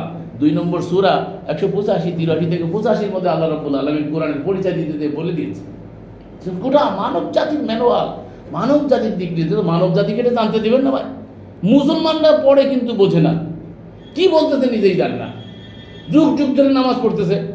আমার সাথে সেদিন এক বড় নামাজের সাথে দেখা, এবং সে বলছে আপনি নামাজের বিরুদ্ধে আচরণ করেন, আপনার সাথে কথাই বলতে চাই। আমরা, আমার সাথে কথা বলেন না সেটা ঠিক আছে, তো নামাজ কোন জায়গা আছে কোরআন একটু বলেন তো। নামাজ নাই, নামাজ নাই তো কি আছে? 5 ওয়াক্ত নামাজ তো এত আলেমরা কি কিছু জানে না? নামাজ না থাকলে এরা কোথার থেকে নিয়েছি? বললাম আপনি কি দেখেছেন? আমি ঠান্ডার স্বরে, উনি যত গরম হচ্ছে আমি যত নরম হচ্ছি, ভাই আপনি কি দেখেছেন? তা দেখি তো না, এত আলেমরা বলে হ্যাঁ একটু সুর নরম হয়েছে, মানে আমি নরম হয়েছি, মানে একটু নরম হয়েছে। কিন্তু আমি যদি গরম হইতাম তাহলে কিন্তু আরও গরম হয়ে যেত, গরমে গরমে ঝামেলা হয়ে যেত। নিয়ম হচ্ছে এটা। আপনাকে কী করতে হবে? সুন্দর ভাষায় বলতে হবে, নরমির সাথে বলতে হবে। এখন বলছে নামাজ শব্দটা কি আরবি ভাই? এখন আমি প্রশ্ন, নামাজ শব্দটা কি আরবি? তা তো জানি না, তো আরবি বলেই জানতাম না। এতটুকু বেসিক নলেজ নাই তার। তারা বুঝতে বলে যে নামাজ মানে একটা কোরআনের শব্দ, আরবি শব্দ, এটা হুজুর এভাবে প্রচলন করেছে। নামাজ শব্দটা যে আরবি না, কোরআনের ভাষা না, হাদিসেরও ভাষা না, তাহলে এটা কি করে ইসলাম হতে পারে? কোথার থেকে এলো এটা? নামাজ কি আসলে? তাই আমি বললাম তো এটা কি আপনার বাংলা ভাষা? তাও তো মনে হয় না। তাই আমি বললাম তাহলে বুঝছেন কি নামাজ মানে? এটা আপনার ভাষা না, আরবি ভাষাও না, এটা তাহলে আপনার ভাষা যদি বাংলা না, তাহলে নামাজ মানে আপনি কি বুঝছেন? কারণ নামাজ মানে এই যে ডাক দেয়, মসজিদে যাই, হুজুররা যা করে হুজুরের সাথে তাই করি। তাই আমি বললাম আমরা ফার্স্ট থেকে লাস্ট পর্যন্তই দেখাবো অসংখ্য জায়গায় কোরআন বিরোধিতা আছে এবং শিরিক আছে, অসংখ্য জায়গায় দেখাবো। শুরু থেকে লাস্ট শেষ পর্যন্ত দেখাতে হবে। আমি যদি এখন আলোচনায় আনবো না, শুরু থেকে শেষ পর্যন্ত শিরিক আছে। ইল্লা মাশা আল্লাহ, সব শিরিক বলতেছি না, আবার ওয়ার্ল্ডে চলে যাবে তারা আবার অন্য সালাতের সব শিরিক। আপনি কোরআন আবৃত্তি করবে শিরিক হবে কেন? কোরআনের কথা বলবেন শিরিক হবে কেন? কিন্তু কিছু কিছু কথা আছে, কিছু কিছু কর্ম আছে যার কোনো প্রমাণ কোরআন সুন্নাহয় কোথাও খুঁজে পাবেন না। এই কালকে এক আপনাদের ইন্ডিয়ার সব থেকে বড় লেকচারার, সে লেকচার দিচ্ছে, ওই যে ওই দেখাইলো আমাকে, আমিও দেখছি অনলাইনে। সে বলতেছে বেদের থেকে নেওয়া হয়েছে অষ্টঅঙ্গ দিয়ে সেজদা। বেদে আছে অষ্টঅঙ্গ দিয়ে সেজদা, এই জন্যই তারা যেখানে সেখানে দেখবেন অষ্টঅঙ্গ দিয়ে সেজদা দেয়। উনি মায়ের গুনে দেখাচ্ছেন 2 হাত, 2 হাঁটু, 2 পাও, কপাল আর নাক, এরকম দেখাচ্ছে। তাহলে এই অষ্টঅঙ্গ দিয়ে সেজদা করার কথা বেদে আছে ভাই, কোরআনে কোথায় আছে? আল্লাহ বলছে তুমি কি দেখো নাই? আলাম তারা আন্নাল্লাহ ইয়াসজুদু মান ফিস সামাওয়াতি ওয়াল আরদ, আসমান এবং জমিন এত ভয়ের ভিতরে চন্দ্র, সূর্য, নক্ষত্র, আসমানে যে কটা আছে সে কটার নাম বলছে। এরপরে আল্লাহ বলতেছে যে জমিনের ভিতরে পাহাড়, বৃক্ষলতা, তারপরে আর কি বলে ওই গবাদি পশু বা জীবজন্তু, গবাদি পশু না জীবজন্তু, গবাদি পশু নির্দিষ্ট জীবজন্তু, তারপরে বৃক্ষলতা, মানুষের মধ্যে অনেকেই আল্লাহকে সিজদা করে। তা আপনি কি কখনো দেখেছেন যে আকাশ ভুট হয়ে পড়ছে জমিনে? আবার বলছে জমিনও সিজদা করে। তা জমিন কোথায় সিজদা করে ভাই? আসমানও সিজদা করে, আল্লাহ বলছেন আসমানও সিজদা করে। জমিন, আর্থ মানে জমিন, জমিনও সিজদা করে। জমিন কোথায় সিজদা করে ভাই? আপনি তো জমিনে করলেন অষ্টঙ্গ দিয়ে, তো জমিন কোথায় সিজদা করলো? আল্লাহ তো কয় আসমানও করে সিজদা, জমিনও করে সিজদা। কথা খেয়াল করেন আয়াত 22 সম্ভবত 18 নম্বর আয়াত, 18 নম্বর আয়াত, সেখানে আল্লাহ বলছেন এইগুলো সবাই সিজদা করে আল্লাহকে। কে করে? সূর্য করে, চন্দ্র করে। আমি সূর্যকে কোনোদিন দেখছেন মাটিতে ভুট হয়ে পড়ছে? দেখছেন কেউ ভাই? আপনারা কেউ দেখছেন সূর্যকে ভুট হয়ে পড়তে মাটিতে? আল্লাহ বলছে সূর্য সিজদা করে, চাঁদ সিজদা করে, তারকারাজি সিজদা করে, আল্লাহ বলছেন। তাহলে আসমানে যা আছে আসমান সহ সব কটার নাম বলেন যে কটা দেখা যায়। আল্লাহ বলেন আলাম তারা, তুমি কি দেখো না? এগুলো তো আমরা দেখি তাই আল্লাহ বলেছে। আল্লাহ তো অসংলগ্ন কথা বলতে পারে না। আমরা আসমান দেখি তাই আসমানের কথা বলছি, আমরা চাঁদ দেখি চাঁদের কথা বলছি, আমরা সূর্য দেখি সূর্যের কথা বলছে, আমরা তারকারাজি দেখি, সব কটার কথা আল্লাহ বলে দিচ্ছে। তো এই কোনোটাকে তো আমরা মাটিতে কোনোদিন অষ্টঙ্গ দিয়ে বা এমনি ভুট হয়ে পড়তে দেখলাম না। তাহলে এরা সিজদা করে, আল্লাহ বলছে এরা সিজদা করে, তুমি কি দেখো না? তাহলে আল্লাহ যদি কয় তুমি কি দেখো না, তাহলে আমরা তো দেখছি। আর দেখে তো আমাকে বুঝতে হবে, আমরা তো মাথার মধ্যে মগজে আগের থেকে সিজদা অষ্টঙ্গ দিয়ে বুটে পড়া ইনস্টল করা রয়েছে। তো আপনি কি করে বুঝবেন? আপনাকে এটা কোরআনে ঢুকতে বলছে, আফালা ইয়াতাদাব্বারুনাল কোরআন। তুমি কোরআন নিয়ে কেন চিন্তা ভাবনা করো না মনোনিবেশ সহকারে? আকুলু আকফালুহা, তাদের অন্তরে কি তালা লেগে গেছে? আল্লাহ বলছেন অন্তরে যে তালা লাগিয়েছে, গৌর করি না, চিন্তা করি না, ফিকির করি না আসলে বিষয়টা কি হচ্ছে। আমি একজন জেনারেল শিক্ষিত মানুষের সামনে বলার সাথে সাথে ধরে বলাইছে, সে অলরেডি ধরে বলাইছে। কিন্তু মাদ্রাসায় পড়োয়ালাকে আপনি যদি বুঝান, ও মাদ্রাসার মহিলারাও বুঝাইতে পারবেন না, মাদ্রাসার হুজুরেও সহজে বুঝাইতে পারবে না। ওদের ব্রেনের মধ্যে আগের থেকে অন্য কিছু ইনস্টল করা হয়েছে, ওরা বুঝতে পারবে না। অত সহজ না। মৌলবীরা আসতেছে না কেন? ওই সেদিন লেকচারে দেখেন না একজন সাইকুল হাদিসকে সামনে রেখে, ও সাইকুল হাদিস ইবনে সাইকুল হাদিস মামুনুল হকের মতো, ওর বাবুল সাইকুল হাদিস, ও সাইকুল হাদিস, তাকে সামনে রেখে সালাত নিয়ে আলোচনা করেছি। আপনারা অনলাইনে দেখবেন, পর্যালোচনা করলাম তার সাথে একটু সামান্য সময়। দেখাইতে পারে না তো সাইকুল হাদিস, সে হাদিস পড়াইছে এত কাল। তাকে আমি বললাম কোথায় পাইবেন এগুলো, কিভাবে আপনি দেখাবেন, কিভাবে স্ট্রাকচার দাঁড় করাবেন? জেনারেল শিক্ষিত লোক বুঝতে পারছে সাথে সাথে কেউ আল্লাহর নির্দেশ মেনে চলতেছে, ওরা যা বলেছে তাই শুনতেছে, এটার নাম তার সিজদা। কি বলেন? সূর্যরে যা বলছে সূর্য তাই করছে, চন্দ্রকে যা বলেছে চন্দ্র তাই করছে, তারকারাজিকে যা বলেছে তাই করতেছে। পাহাড় পর্বত জমিনে যে কটা আসে দেখেন, পাহাড় কি করে? পাহাড়কে প্যারাক বানাইছে, ও দাঁড়ায় আছে, স্থির হয়ে গেছে। জমিনের ভারসাম্য রক্ষা করতে যে দায়িত্ব দিয়েছে সে দায়িত্ব সে পালন করছে। বৃক্ষলতা তরুরাজি সবাই আল্লাহর বিধান মেনে চলছে, যাকে যে কাজে নিয়োজিত করেছে সে সেই কাজ করছে, এটাই আল্লাহর সিজদা। সমর্পিত চিত্তে আল্লাহর বিধানের সামনে আত্মসমর্পণ করার নাম হচ্ছে সিজদা। আপনারা ভুট হয়ে চলে আসলেন, কিন্তু বাইরে এসে একটা আল্লাহর বিধান মানেন না, সবকটা আল্লাহর বিধানের বিরুদ্ধে আসবে। আপনি কিসের সিজদা করা? সিজদা করনেওয়ালাকে মাসজুদ বলা হয়, যিনি সিজদাকারী। আপনি কেমন মাসজুদ হইলেন? আপনি কেমন সিজদাকারী হইলেন? কিসের সিজদাকারী ভাইয়া? কোথায় সিজদা করলেন? সব জায়গাতে আল্লাহর বিরুদ্ধে করছেন, প্রতিটা কর্মে কর্মে আল্লাহর বিরুদ্ধে করছে। এই যে আয়াতটা পড়লাম 177 নম্বর আয়াত, দেখেন তো মিলাইয়া জীবনের সাথে।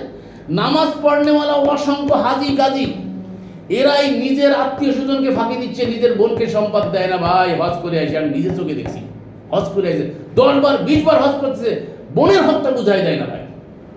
বাপের সন্তান ছেলেও, বাপের সন্তান মেয়েও, ছেলেরও যেমন অধিকার আছে বাপের সম্পদের বারে, মেয়েরও তো অনুরূপ অধিকার আছে। কে কতটুকু পাবে বিচার ব্যবস্থা তো আল্লাহ আগের থেকে করে রাখছে, কিন্তু আমরা সেই অর্ধেক যেটা দেখছে সেটাও তো দিই না ভাই। মেয়ের বিয়ে হয়ে গেল মানে কি, ও সব চলে গেছে, ও আর বাপের সন্তানই থাকে না।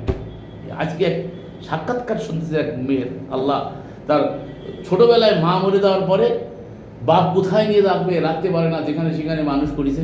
তারপরে মা একটা বিয়ে করলো, সেই বোর কাছে কিছুদিন রাখলো, তারপরে সে প্রেগনেন্ট হয়ে গেল, সেখানে রাখতে পারলো না, আর এক জায়গায় দেখলো। এইভাবে কষ্টে কষ্টে এই মেয়েটা যখন মানুষ হয়েছে, বড় হয়েছে, তারপরে একজনে বিয়ে করছে, সে নির্যাতন করছে, এখন কোথায় যাবে, এদিকে বাপ মারা গেছে, আনে এসে ঘরে জায়গা নাই, মার কাছে, সৎ মার কাছে জায়গা নাই, মানে নানান বড় লম্বা ইতিহাস। এইভাবে করে মেয়েরা যে কত নিকৃষ্ট, সে আবার আর এক জায়গায় বিয়ে করলো, সেখান থেকে ফিরে আবার পরের স্বামী, প্রথম স্বামীর কাছে আসলো, মানে ঘাত প্রতিঘাত, সন্তান নিয়ে কোথায় যাবে, রাস্তাঘাটে কোথাও কোনো জায়গা নাই, ঠাই নাই। ইসলাম ভাই, ইসলাম, ইসলাম কি আমাদেরকে এটাই শিখাইছে ভাই? কিন্তু এই মুসলমান দেশে এগুলো হচ্ছে ভাই। আমার ঢাকার ঘটনা, ঢাকার সাক্ষাৎকার কালকে শুনলাম, আমার কান্না আসতেছিল মেয়েটার কথা শুনে। এরকম অসংখ্য ঘটনা ঘটতেছে এই হিন্দুস্তানের ভিতরে। এত মুসলমান বস করে, খবর নিয়ে দেখেন কতবার ডবলকে ডবল প্রতি বছর উমরায় যাচ্ছে টাকা খরচ করে, যাই সেরেক করে আসতেছে। খবরই না, ওরা মোল্লা নিয়ে ওরা সেরেক করায়। দেখেন না মাজারে গিলাফ লাগায়, কাবায় গিলাফ লাগানো আছে না, কাপড় প্রতি বছর গিলাফ উঠানো হয়, দৌত করা হয়, অনুষ্ঠান করা হয়। কোথায় পাইছেন কাবার গিলাফের কথা? কে বলেছে আপনারা গিলাফ চড়াইতে? মাজারে গিলাফ চড়ায়, কাবায়ও গিলাফ চড়ায়। 3 আজি গেছে হজ করতে, কোনো প্রশিক্ষণ নাই, হজ সম্পর্কে কিছুই জানে না। এই আমরা হজে আছি, হজ জানি, হজ মানে ডায়লগ, হজ মানে তর্ক বিতর্ক। দলিল কোরআন দিয়ে বলছি, কোরআন, আলাম তারা হাজ্জা ইব্রাহিম, তুমি কি ইব্রাহিম সম্পর্কে জানো না যে ইব্রাহিমের সঙ্গে বিতর্ক করছিল? হাজ্জা ইব্রাহিম, ইব্রাহিমের সাথে বিতর্ক করছিল, যাকে আমি বাদশাহ দিয়েছি। মানে এখানে আমরা জানি নমরুদ জানি, যদি নমরুদের নাম নাই। তুমি কি জানো না যে ইব্রাহিমের সাথে হাজ্জা করতেছিল? হাজ্জা মানে ডায়লগ করতেছিল, তর্ক বিতর্ক করতেছিল। কি তর্ক বিতর্ক করতেছিল? ইব্রাহিম বলছে রব্বি আল্লাহ, আমার রব হচ্ছে আল্লাহ, আর নমরুদ আমি হচ্ছে রব। বিতর্ক লেগে গেল। কি বিতর্ক? নমরুদ বলে আমি রব, ইব্রাহিম বলে আমার রব আল্লাহ। তখন তোর রবের পরিচয় কি? আমার রব হচ্ছেন তিনি, যিনি জীবন দান করেন, মৃত্যু দান করেন, জীবনেরও মালিক, মৃত্যুরা তিনি মালিক। তো নমরুদ একজনকে কি করলো? জেলখানা থেকে ছেড়ে দিল। দেখ আমি একজনকে জীবন দিয়ে দিলাম, আর একজনকে জেলখানার থেকে এনে তাকে ফাঁসিতে রুখে দিল। দেখ আমি আরেকজনকে মৃত্যু দিলাম। তো জীবন মৃত্যুর মালিক আমিও তো রব। ইব্রাহিম বলছে আমার রব হচ্ছেন তিনি, যিনি পূর্ব গগন থেকে সূর্যকে উদিত করে পশ্চিম গগনে ডুবিয়ে দেয়। তুমি একটু করে দেখাও। ফাবুহিত আল্লাযী কাফারা, হতভম্ব হয়ে গেল কাফের, কোনো উত্তর দিতে পারলো না নবুয়তের প্রশ্নের সামনে। এই যে ডায়লগ হচ্ছিল, এই ডায়লগের কথা আল্লাহ হাজ্জা বলছে। হজ মানে কি? ডায়লগ করা, রসুলের ডাকে সাড়া দিয়ে একত্রিত হওয়া, সেটার নাম হজ। ডাকছে কি ইব্রাহিম? আল্লাহ বলছে ইব্রাহিমকে নির্দেশ দিয়েছে তুমি হজের জন্য আযান দাও। নামাজের জন্য আযানের কথা কুরআনে কোথাও নেই, হজের জন্য আযান দিতে বলছে। আযান মানে আহ্বান করতে বলছে। সালাতের জন্য নিদা আছে, ভুল বুঝবেন না, নিদা। ইযা নুদিয়া লিস-সালাহ মিন ইয়াউমিল জুমআতি ফাসআউ ইলা যিকরিল্লাহ, সপ্তাহে একদিন নিদার কথা আছে। আর হজের জন্য আযান দিতে বলছে কাকে? রসুলকে।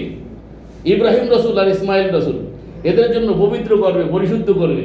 এখানে আসবো ডাক্তার সাহেবের এখানে, তো এখানে যখন আসবো ডাক্তার সাহেব লোকজন আসতেছে, এই জায়গাটা পরিষ্কার পরিচ্ছন্ন করবে না? এটাই তো নিয়ম। আমরা মাহফিল করলে কি করি? সেই জায়গাটা পরিষ্কার পরিচ্ছন্ন করি। এটাই যারা রুকুকারী, সিজদাকারী, তাওয়াফকারী, তাওয়াফ মানে প্রদক্ষিণ করে আসবে যারা, তাওয়াফ মানে একটা ঘর নিয়ে ঘুরতে হবে, এই তো ঘুরতেছে, গিলাফ দিয়ে ঢেকে রাখছে ঘর। জিজ্ঞেস করে এটা কার মাজার? কয়টা আল্লাহর মাজার। আর এক হাতি সাহেব কয়টা আল্লাহর মাজার। বাইতুল্লাহ যে গিলাফ দিয়ে ঢাকা না, এক হাতি আর এক হাতিরে জিজ্ঞেস করে ভাই এটা কার মাজার? কয় আর একজনে কয় এটা আল্লাহর মাজার। চিন্তা করছে? আল্লাহরে মাইরেই শেষ করছে। হাইয়ুল্লাহ ইয়ামুত, তিনি অনাদি অনন্ত, মৃত্যুর প্রশ্নই আসে না। আদিতে তিনিই ছিলেন, আদির তার কোনো শুরু নাই, শুরুই বলা যাবে না, শুরুহীন, অনাধি তিনি, আর অনন্ত, যার কোনো সীমানার শেষ নাই। তিনি ছিলেন, তিনি থাকবেন। সেই আল্লাহর মায়েরই বলা দিছে হজ করতে গেছে। বলেন কি হজ হচ্ছে? এই তো মোল্লারা নিয়ে যায় এই শেরেকগুলো করাচ্ছে। এবারে তাওয়াফকারী, রুকুকারী, তাওয়াফকারী মানে চলে যাইবে, রুকুকারী মানে যে অভিমুখী হয়, ঝোঁকে। আপনারা ঝুঁকে এখানে আইছেন না, সবাই কি মানতে আইছেন নাই? মানতে আসেন নাই, ঝুঁকে আইছেন। চলো দিনের কথা হচ্ছে, যাই অভিমুখী হই, দিনের অভিমুখী। এটা ঝুঁকা, এটাকে বলে রুকু করা। এটা বলে ওর কাউমার রাকিব, রুকুকারীর সাথে রুকু করো। যে ঝুঁকেছে তার সাথে ঝুঁকো। ঝুঁকনে ওয়ালুকে সাথ ঝোঁকো, যে ঝুঁকেছে তার সাথে ঝোঁকো। তাহলে ঝুঁকিয়া এখানে আসিয়াছেন। এখন আমি এখান থেকে আল্লাহ পাকের যে বিধান আপনাদেরকে দিচ্ছি, এইটাই হচ্ছে ইব্রাহিমের মাকামে ইব্রাহিম। ওই যে মাকামে ইব্রাহিম মানে আরে বলা হয়েছে আমাদের মধ্যেই তো আছে, মাকামে ইব্রাহিম থেকে সালাত নিয়ে নাও। আমরা তো এগুলো বলি না, তার কারণ নিজেদের মধ্যে বিতর্ক সৃষ্টি হয়। মাকামে ইব্রাহিম থেকে সালাত নিয়ে নাও, ইব্রাহিমের দাঁড়াবার স্থান থেকে সালাত। তো দাঁড়াবার স্থানে তো জুতো আছে, আমি নিজে দেখাইছি ভাই। আপনি দেখতে চাইলে অনলাইনে চার্জ দেন, ওইখানে একটা গ্লাস আছে, এরকম স্বর্ণের একটা গ্লাস দিয়ে ঘেরা একটা জায়গা আছে, সেইখানে নাকি দাঁড়িয়ে ইব্রাহিম কাবা নির্মাণ করেছিলেন। তো ওইখানে দাঁড়া নির্মাণ করতে গেলে মনে হয় 20 হাত দূরে ওই জায়গায় কাবা নির্মাণ করা সম্ভব, যেখানে এই মাকামে ইব্রাহিম আর 20 হাত দূরে দেওয়া হচ্ছে কাবার কি জানি বলে ওয়াল। তো এখানে দাঁড়ায় ওখানে কি করে করবে? এইটাকে মাকামে ইব্রাহিম বলেছে, যেখানে এসে ঘুরে এসে তার ওইখানে নামাজ পড়ে। ওই নামাজ পড়তে গেলে গেটের পরে পাড়া লাগে, কয়েকজন নিগ্রোরা পাড়াটা দিয়ে চলে যাবে আপনার গাড়িটা, যারা হজে গেছেন তারা জানে কি অবস্থা হয়। তপ করতে সেদিন একটা মহিলা দেখে চাপ খেয়ে মরে তার গায়ে এত পর্দা করে, কিন্তু ওখানে সব পর্দা টর্দা সব শেষ। এখন এত মানুষ, লক্ষ লক্ষ মানুষের মধ্যে আপনাকে চক্কর কাটতে হবে, নর নারী নির্বিশেষে সব একসাথে। পর্দা যায় কোথায় তখন? যত পর্দা তো আমাদের বাংলাদেশে হুজুররা আর ভারতের হুজুররা বুঝে, হাত মোজা পা মোজা, তারপরে চোখের এই রূপ দিয়ে কালো বোরকা দিয়ে এমন কাপড় বাতাস ঢোকে না তার মধ্যে। এই যে আমার এই যে ব্যাগের কাপড়ে কঠিন, এটা হচ্ছে এর মধ্যে কি বাতাস ঢোকে না। এই যে বোরকার কাপড় বাতাস ঢোকে না, পানি ঢোকে না তার মধ্যে। তো এই মহিলারা মানুষ না নাকি? ওদের কি কোনো শারীরিক অধিকার নাই? এর মানে কি আমি বিপর্দা হইতে বলতেছি? নো, আল্লাহ জিলবাব লাগাইতে কইছে, একটা চাদর, জিলবাব জ্বালাবিহীন না, একটা চাদর দিয়ে নিজেকে আবৃত করে নেবে নিজের সম্ভ্রম রক্ষার্থে। সেটাকে হিজাব বানাইছে। হিজাব মানে অন্তরাল জগৎ, এই ওয়ালের ওই পাশে, এটাকে বলে হিজাব। আল্লাহ উম্মুল মুমিনদের বলছে হিজাব অন্তরালে থেকে কথা বলবে, বিশেষ পর্দার কথা বলছে, তাদেরকে ভিতরে থেকে কথা বলবে। আগে রসুলের ঘরের মধ্যে যে গুড়গুড় করতো, পরে নাকি বলা হয়েছে, আয়াত নাযিল হয়েছে যে তোমরা এইগুলো করো, আমার রসুল লজ্জাবোধ করে তোমাদেরকে বলতে, খাইয়ে বসে থাকতো। আমরা যেরকম গপ মারি, রসুলের ঘরে খাইতে যাইতো, খাইয়ে বসে রসুলের মুয়াতুল মুমিনরা থাকতো, ওখানে বসে গপ মারামারি করতো। রসুলের ঝামেলা হয়তো কষ্টতে রসুল লজ্জায় বলতে পারতো না। আল্লাহ আয়াত নাযিল করে বলছে যে তোমাদের খাওয়ার পরে আর রসুলের ঘরে দেরি করে না, পরবর্তীতে তোমাদের যদি কিছু চাওয়ার দরকার থাকে অন্তরাল থেকে চাইবে। রসুলের আওয়াজের পরে তোমাদের আওয়াজকে উঁচু করবে না। কত বিধান দিছে, কিছুই মানি না ভাই, কোনো কিছুই নাই মানা, বুঝি না কোরআনের কিছু। এগুলো তো নিয়মিত প্রশিক্ষণ দরকার, নিয়মিত কন্টিনিউ প্রশিক্ষণ দরকার। কোরআনের অনুশীলনের প্রশিক্ষণের জন্য সেন্টার দরকার। সেই সেন্টারে রেখে আপনাদেরকে নিয়মিত প্রশিক্ষণ দিতে, নাহলে আমাদের কোরআন অনুশীলন হবে না। 40 বছর ধরে এখন বিভ্রান্তিতে নিমজ্জিত। 40 মিনিটে আমি বাংলাদেশের দেশে ওয়াজ করে আপনার একবারে পাক্কা কোরআনিক মুসলিম বানায় দিয়ে দেবো, এটাকে চারটেখানি কথা নাকি? অত সোজা তাই বসতে পারি না ভাই। কোরআনে তো বসতে দেয় না শয়তান। শয়তান শুধু খোঁজাইতে থাকে পিছন থেকে, কত যে জরুরত তখন এসে খাড়া হয়। আমি একেবারে পরীক্ষিত, যেই কোরআনের বেসিক কথাটা আসবে, প্রয়োজন কথা, সে আপনার ফোন আসবে দেখবেন। শয়তান তো বসে নেই, ও আরেকজনকে খোঁজাবে, ওর ফোন মার, ঠিক আছে? শয়তান বসে থাকবে না, আপনি বসে থাকলে কি হবে? শয়তান কিন্তু বসে নেই, ওর কাজ চালায় যাচ্ছে।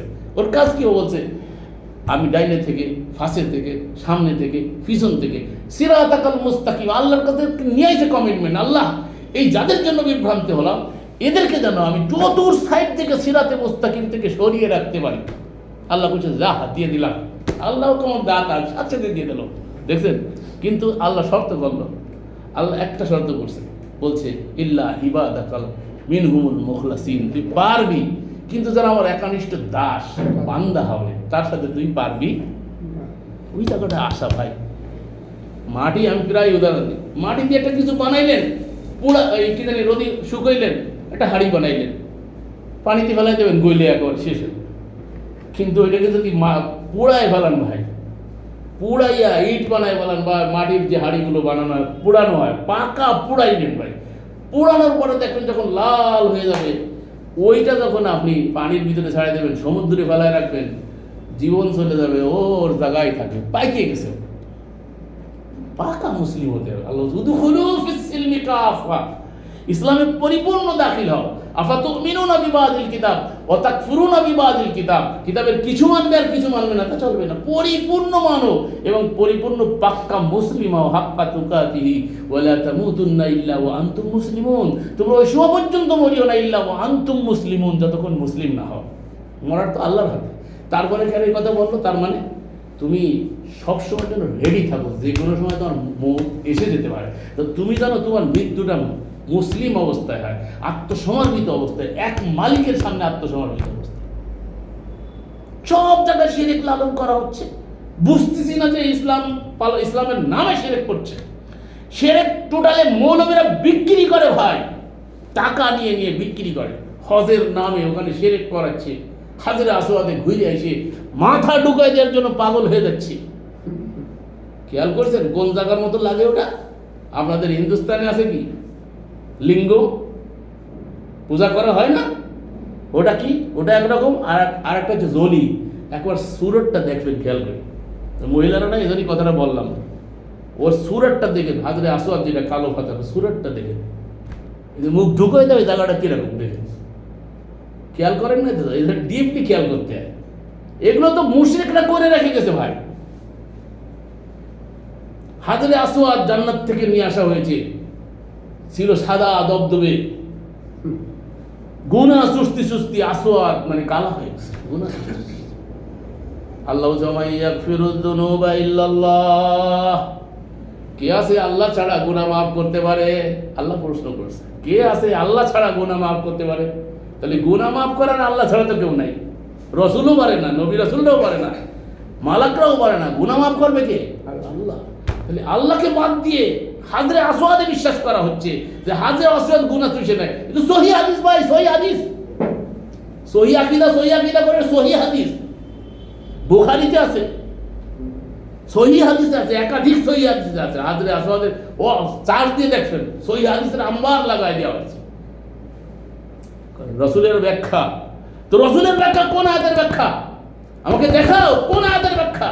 তোমরাই তো বলো পাথরে বিশ্বাস করা যাবে না, পাথরের ক্ষমতা নাই, আংটি পরা যাবে না, তাবিজ লাগানো যাবে না, মাজারে চাওয়া যাবে না, এগুলো তোমরা বলতেছো। তোমরা যে তো আবার সেই শিরকটাই লালন করতেছো ওখানে কাবায় গিয়ে, যেখানে স্লোগান দিচ্ছ লাব্বাইক আল্লাহুম্মা লাব্বাইক লা শারীকা লাকা লাব্বাইক ইন্নাল হামদা ওয়াল নি'মাতা লাকা ওয়াল মুলক লা শারীকা লাক। এই কথাগুলো তোমরা মুখে বলতেছো, এই কথা কাজে করতেছো কি বাবা? ঘরের ইবাদত করতেছো। আল্লাহ বলতেছে কোন ঘরের ইবাদত চলবে না। ফালিয়াবুদু রাব্ব হাযাল বাইত, সূরা কুরাইশের অর্থটাও জানে না।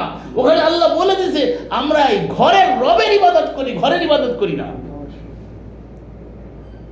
ফালিয়াবুদু রাব্ব হাযাল বাইত, আমরা কার ইবাদত করি? ঘরের রবের ইবাদত করি, ঘরের মালিকের ইবাদত করি, রবের ইবাদত করি। আমরা কোনো ঘরের উপাসনা করি না। এই যদি হিন্দুরা কয় আরে ওটা আমরা মাজার নিয়ে ঘুরি, তো আমরা মূর্তি নিয়ে ঘুরি, ওরা মাজার নিয়ে ঘোরে, তোরাও তো কাবার সাজদারে ঘোরো, তোরাও তো পাথরের সাজদারে ঘোরো, পাথরের ঘর নিয়ে ঘোরো, সমস্যাটা কি? জিনিসটা একই। কি করবেন? কি উত্তর দিবেন আপনি? কি উত্তর দিবেন? শয়তানের প্রতীক বানায় সেখানে আপনি মারতেছেন, কি কয়েছেন ওরা? পাথর মারতেছেন, পাথর মারে শয়তান তাড়াচ্ছেন। নিজে শয়তানে বসে রয়েছে, পাথরের পরে যে পিলার মারতেছে। আর কি বাংলাদেশিরা যে কি বুড়া বয়সে অনলাইনে দেখেন না কি অবস্থা, যে শয়তানকে মারে পাথর, মাআযাল্লাহ, বলেন কি অবস্থা? এগুলো কোথা থেকে এসেছে? আর প্রতিকৃতি হারাম, প্রতিচ্ছবি হারাম, মূর্তি রাখা যাবে না, অমুক তমুক আন্দোলন স্লোগান হাত দিয়ে মানে বাংলাদেশে সব মূর্তি ভেঙে চুরমার করে দিচ্ছে। ভালো কথা। অজুরুবনিয়া বানিয়া আন্না আবুদাল আসনাম, বহুদিন পর্যন্ত দোয়া করছি, আল্লাহ এই দোয়াটা কেমন যেন শুনছে। আমি আল্লাহর কাছে দোয়া করছিলাম, আল্লাহ বাংলার জন্য একটা মাহাতির মোহাম্মদ দাও। এটা আমার ভিতরের চা, আমার ব্যক্তিগত কথা বলছি। আর বলছিল অজনুবনিয়া বানিয়া আন্না আবুদাল আসনাম, এই মূর্তি পূজার অভিশাপ থেকে আমাদেরকে রক্ষা করো। চতুর্দিকে যেদিকে তাকাবো মূর্তি, মূর্তি, ছবি, মূর্তি, ছবি, মূর্তি। বাংলাদেশের টাকা খরচ করে কত বড় বড় মূর্তি আপনারা দেখছেন ভাঙ্গা হয়েছে। আল্লাহ দিয়েছে, আমি ধরে রাখতে পারবো কিনা জানি না, দোয়া কবুল হয়েছে। ধরে রাখতে পারবো কিনা আমাদের আমলের কারণে যদি আমাদের বদ আমলের কারণে আমাদের নসিব থেকে ছুটে যায়, তাহলে করার কিছু নেই। ক্ষমতার পালাবদল তো আল্লাহ করেন, কোনো কেউ করতে পারে না। কাউকে তাড়াইতে হবে, কাউকে উঠাইতে হবে, এটা সম্পূর্ণ আল্লাহ পাকের কাজ। কোনো ডেমোক্রেসিতে হয় না, কোনো কিছু আমরা দেখি মাত্র। কোনো ডেমোক্রেসি হবে এস্টাবলিশ নাই পৃথিবীর। ডেমোক্রেসি আমি চ্যালেঞ্জ করতে পারি, ডেমোক্রেসির জন্মলগ্ন থেকে কোনোদিন কোনো জায়গায় ডেমোক্রেসি এস্টাবলিশ হয় না। সংখ্যাগরিষ্ঠ মেজরিটি মাস্ট বি গ্যারান্টেড, কোনো জায়গায় নাই। কখনো কোয়ালিফিকেশন না করে কোনো দলই ক্ষমতা যেতে পারছে না। তাহলে একক সংখ্যাগরিষ্ঠতা তো কেউ পাচ্ছে না ভাই। ভোটে সবাই সমান করে দিয়েছে, আবার বলছে যে গণতন্ত্র হচ্ছে আমাদেরকে সমান অধিকার দিয়েছে, নর নারীর অধিকার সমান দিয়েছে। কেমন সমান অধিকার দিবেন আপনি? কি করে সম্ভব? একজন নারী প্রেগনেন্ট, 9 মাসের প্রেগনেন্ট, আপনি নারকেল গাছে উঠতে পারেন, তাই আমিও নারকেল গাছে উঠে নারকেল খাবো, তোকেও নারকেল গাছে উঠতে হবে। তুই জানে সমান অধিকার চাও, তো আমিও নারকেল গাছে উঠো, তোরও নারকেল গাছে উঠতে হবে। তাহলে কি অবস্থা হবে বলেন তো? অর্ধেক পথে ডেলিভারি হয়ে যাবে। কি কথা ঠিক কিনা? যে প্রেগনেন্ট নারী 9 মাসের থেকে সে কি উঠতে পারবে? আবার সমান অধিকার চাচ্ছে। নরের ভোটের যে অধিকার, নারীর ভোটেরও সেই অধিকার। একজন দেশের নিম্ন স্তরের একেবারে আনপড় ব্যক্তি, তার ভোটের যে অধিকার, একজন ডক্টরেট ডিগ্রির সেই ভোটের অধিকার। যে বিচক্ষণতা রাখে, দেশ নিয়ে ভাবে, দেশ পরিচালনা করতে গেলে কি লাগে, কোথার থেকে কি হয়ে যাচ্ছে, সব খবর তার কাছে আসে। এই যে দেন না পিনাকি ভট্টাচার্য, পিনাকি ভট্টাচার্য দেখবেন, সে দেশের কোথায় নারী নক্ষত্র কোন জায়গাতে কি সূত্র একবার সব বাইর করে দেয়। এই লোকটার চিন্তা ভাবনা। আর একটা লোক গুফাল বিড়ি দিলি ভোট দিয়ে দেয় ভাই, ওর লাভ হচ্ছে। আরে ভাই কালকে কি আমার দরকার নেই, আমার বিড়ির দরকার আছে, তো ভোট দিবা না, বিড়ি দিয়ে একটা গুফাল বিড়ি দেওয়া, তারপর একটা শাল পাতার বিড়ি দিয়ে আমার এক প্যাকেট শাল পাতার বিড়ি দেবে, একটা শাল পাতার বিড়ি দিয়ে নিজের জাতির ভবিষ্যৎ নির্ভর করছে যে ভোটের পরে, সেই ভোটটা সে দিয়ে দিচ্ছে একটা গুগল বিড়ির বিনিময়ে। তাহলে বলছেন এই দুইজনের মধ্যে কি সমান হইলো? আল্লাহ বলছেন কুল হাল ইয়াস্তাবিল্লাযিনা ইয়ালামুন ওয়াল্লাযিনা লা ইয়ালামুন। জ্ঞানী আর মূর্খ কখনো সমান হতে পারে না, চক্ষুষ্মান আর অন্ধ কখনো সমান হতে পারে না। আল্লাহ এগুলো সব ব্যাখ্যা করে বলেছেন, কিন্তু ব্যালট আপনাকে দুইজনকে সমান করে দিয়েছে। কখনোই সঠিক প্রার্থী নির্বাচিত হতে পারে না গণতান্ত্রিক পন্থায়। যে আল্লাহর যে বিধান আসবে না, অশান্তি আসতেই হবে, শান্তি আসবে না পৃথিবীতে কোনোদিন। আমার চোখের থেকে পানি এসে গেছিল খুলনাতে সার্কিট হাউসে দিলওয়ার হোসেন সাইরি মারা যাওয়ার আগে তেহাদুল উম্মা করেছে। সেদিন একটা ছেলে গান গেছে, কোনো একদিন বাংলার আকাশে কালেমার পতাকা দুলবে। মানে এত সুন্দর কণ্ঠে আমার চোখের থেকে গড়গড় করে এমনি পানি নেমে আসছে। সেদিন সবাই দুঃখ বেদনা ভুলে, এরকম সুন্দর গান গেছে, কোনো একদিন বাংলার আকাশে কালিমার পতাকা দুলবে, সেদিন সবাই দুঃখ বেদনা ভুলবে। তো এই যে কালিমার পতাকা প্রতিষ্ঠা করতে গেলে কালেমার জীবনই নেই, কালেমা বোঝেই, কালেমা কাকে বলে জানি না। ভাই ধৈর্য ধরেন, একটু ধৈর্য ধরেন, শেষ করে দিই। আমরা বুঝতে পারছি, আপনাদের আর লাগবে না। তো আমরা যেটা বুঝতে পারলাম সেটা হচ্ছে উলাইকা হুমুস সাদিকুন। এটা বন্ধ করে দেন, 9 আসে উলাইকা হুমুস সাদিকুন, তারা হচ্ছে সত্যবাদী, সত্যপরায়ণ। আপনার এসিকে বাড়ায় দেন প্রয়োজনে। তো সত্যবাদী কারা? যারা আল্লাহ রসুলের বিশ্বাস স্থাপন করে, সন্দেহ পোষণ করে নাই। সন্দেহ পোষণ করে নাই প্রমাণ কি? বিয়ামু আলহিম আনফুসিহিম, মাল দিয়ে জান দিয়ে আল্লাহর পথে জিহাদ করে। জিহাদ মানে মারামারি কাটাকাটি নাই, জিহাদ মানে সংগ্রাম করে। এই কথাগুলো আমাদেরকে বর্ধিত করে বলতে হয় কেন জানেন? জিহাদের অবব্যাখ্যা করে, মারামারি কাটাকাটি ফিতনা ফাসাদ করে মোল্লারা এটাকে জিহাদ শব্দটাকে বিকৃত করে দিয়েছে। জিহাদ আর জঙ্গিবাদ এক জিনিস নয়। জিহাদ হচ্ছে সর্বক্ষণিক দিন প্রতিষ্ঠার প্রচেষ্টার নাম, সেটাকে জঙ্গিবাদে নিয়ে যাওয়া হয়েছে। মারামারি কাটাকাটি ফিতনা ফাসাদ দাঙ্গা হাঙ্গামা, যেটা আল্লাহ নিষেধ করেছে। আল্লাহ আসার আগে ফেরেশতাদেরকে মালাকদেরকে বললেন যে আমি ইন্নী জাইলুন ফিল আরদি খলিফা, আমি জমিনে খলিফা নিযুক্ত করতে চাই, তোমাদের রায় কি? ক্বালু আতাজালু ফিহা মান ইউফসিদু ফিহা ওয়া ইয়াসফিকুদ দিমা। ওই দল সৃষ্টি করে কি লাভ? যারা মারামারি করবে, কাটাকাটি করবে, রক্ত বহাবে, ফিতনা ফাসাদ করবে, তাদেরকে তৈরি করে কি লাভ? এটা কি লক্ষ্য হতে পারে? আল্লাহ বলছেন জমিনে শান্তি স্থাপনের পরে অশান্তি সৃষ্টি করে না। আজকে বেশিরভাগ হুজুরদের কার্যক্রমের কারণে বেশিরভাগ অদূরদর্শী চিন্তা ভাবনার কারণে কত মানুষ লাঞ্ছিত হয়েছে, কত মানুষ মারা গেছে। চ্যালেঞ্জ করে বলতে পারি পৃথিবীতে ধর্মের কারণে যত হতাহতি হয়েছে আমার মনে হয় অন্য কোনো কারণে এত হতাহত হয়নি। আল্লাহ বুখার ইতিহাস দেখেন, বাইতুল্লাহ 4 মুসাল্লা সেট করা হয়েছিল, দাসলাকে ভরে দেওয়া হয়েছে কিতাব দিয়ে, ধ্বংস করে দেওয়া হয়েছে মুসলিম সংস্কৃতিকে। মুসলমানদের দলাদলি আর দাঙ্গা হাঙ্গামায় গোটা পৃথিবী যুগ যুগ ধরে অসংখ্য মানুষ মারা গেছে। এই হিন্দুস্তানের মাটিতে মুসলমান আর হিন্দুর দাঙ্গায় কত মানুষ মারা গেল, ধর্মীয় দাঙ্গা। আমি খালি হিন্দুদেরকে দোষ দেব না, মুসলমানদেরও তো দোষ আছে। একটা সর্বোচ্চ ঐক্য নাই ভারতের মাটিতে। সমস্ত মুসলমান তুমি যে ফিকেরে থাকো না কেন, কিন্তু মুসলিম হিসাবে, মুসলিম আয়েম্মা হিসাবে, মুসলিম ওলামা হিসাবে তোমাদের তো একটা ইউনিটি থাকা দরকার। মুসলমানদের বড় যখন আঘাত আসবে সবাই সম্মিলিতভাবে তার মোকাবিলা করবো। কই তা তো নাই, সেই বিষয়টা নাই। বলতে চান আপনি, আরে ও হাবি নাকশিট খাচ্ছে, ও সুন্নি, ও আহলে হাদিস, ও সালাফি, ও জিলাফি, ও বেরলবি, ও তমুক, একটা দেখতে পারে না ভাই। এরাই আবার ঐক্যের কথা বলে, এরাই আবার কোরআনের কথা বলে। এদের মুখ দিয়ে সব কথাগুলো শুবাই পায় না ভাই। নির্বন্ধ অনুরোধ জানাচ্ছি, যদি কথাগুলো কড়া ভাবে বলছি, সারা ওয়ার্ল্ডে যারা আমার কথা বক্তব্য শুনবেন সকলকে আমি অনুরোধ করে জানাচ্ছি, আলেম ওলামা মাশায়েখদেরকে বলছি, আল্লাহর রাস্তে ঐক্য হন, আল্লাহর রাস্তে এক হন, নাহলে মায়ের খাইতে খাইতে শেষ হয়ে যাবেন। বাংলাদেশের যা হয়েছে, এই যে দেখেন এক বক্তা মুফাসসির আমির হামজা স্টেজে কথা বলতে বলছে আমি আর কিছুই দেখছি না। মানে জেলখানায় তাকে এত নির্যাতন করা হয়েছে, তার ব্রেনের মধ্যে সে নিজে বলছে আমাকে স্লো পয়জন দেওয়া হয়েছে। কি অবস্থা চিন্তা করেন আপনি, চিন্তা করেন আপনার আমার হবে না এই অবস্থা, যে কোনো সময় তো হইতে পারে ভাই। সত্য বলে দাঁড়িয়ে থাকা যাচ্ছে না। তাদের পরে স্টিম রোলার চালানো হচ্ছে মুসলিম দেশে, যেখানে সংখ্যাগরিষ্ঠ মুসলিম, সেখানে যদি এই অবস্থা হয়, তো যেখানে সংখ্যাগরিষ্ঠ অমুসলিম সেখানে মুসলিমদের কি অবস্থা? এই হিন্দুস্তানের মাটিতে আপনারা কি মনে করছেন যে আপনারা নিরাপদ থাকবেন? আপনাদের বিরুদ্ধে কি ষড়যন্ত্র হচ্ছে? আপনারা আজকে ঐক্যবদ্ধ হতে পারছেন না, কারণ কি? আপনাদের সাধারণ মানুষের দোষ না, আপনাদেরকে যারা চালায়, একদল বেরলবি হুজুর, আর একদল সুন্নি হুজুর, একদল আহলে হাদিস হুজুর, আর একদল দেওবন্দি হুজুর, একটার সাথে এক জায়গায় মানে ব্যাঙের মতো দেখবেন। ব্যাঙ যেমন এক পালায় রাখা যায় না, এই মোল্লাগুলোর এক পালায় এক দিকে ছুটতে থাকে। আল্লাহ বলছে ওয়াতাসিমু বিহাবলিল্লাহি জামিয়া ওয়ালা তাফাররাকু, তোমরা সকলে মিলে আল্লাহর রজ্জুকে মজবুতির সাথে ধরো, তোমরা তাফাররুক হয়ে না, দলে দলে বিভক্ত হয়ে না। তো আমি সেই আহ্বান নিয়ে আপনাদের কাছে এসেছি। আমার আর কিছু না, আমরা উম্মাহ গঠন করতে চাই। আর উম্মাহ গঠন করতে গেলে রসুলের নেতৃত্বে হতে হবে।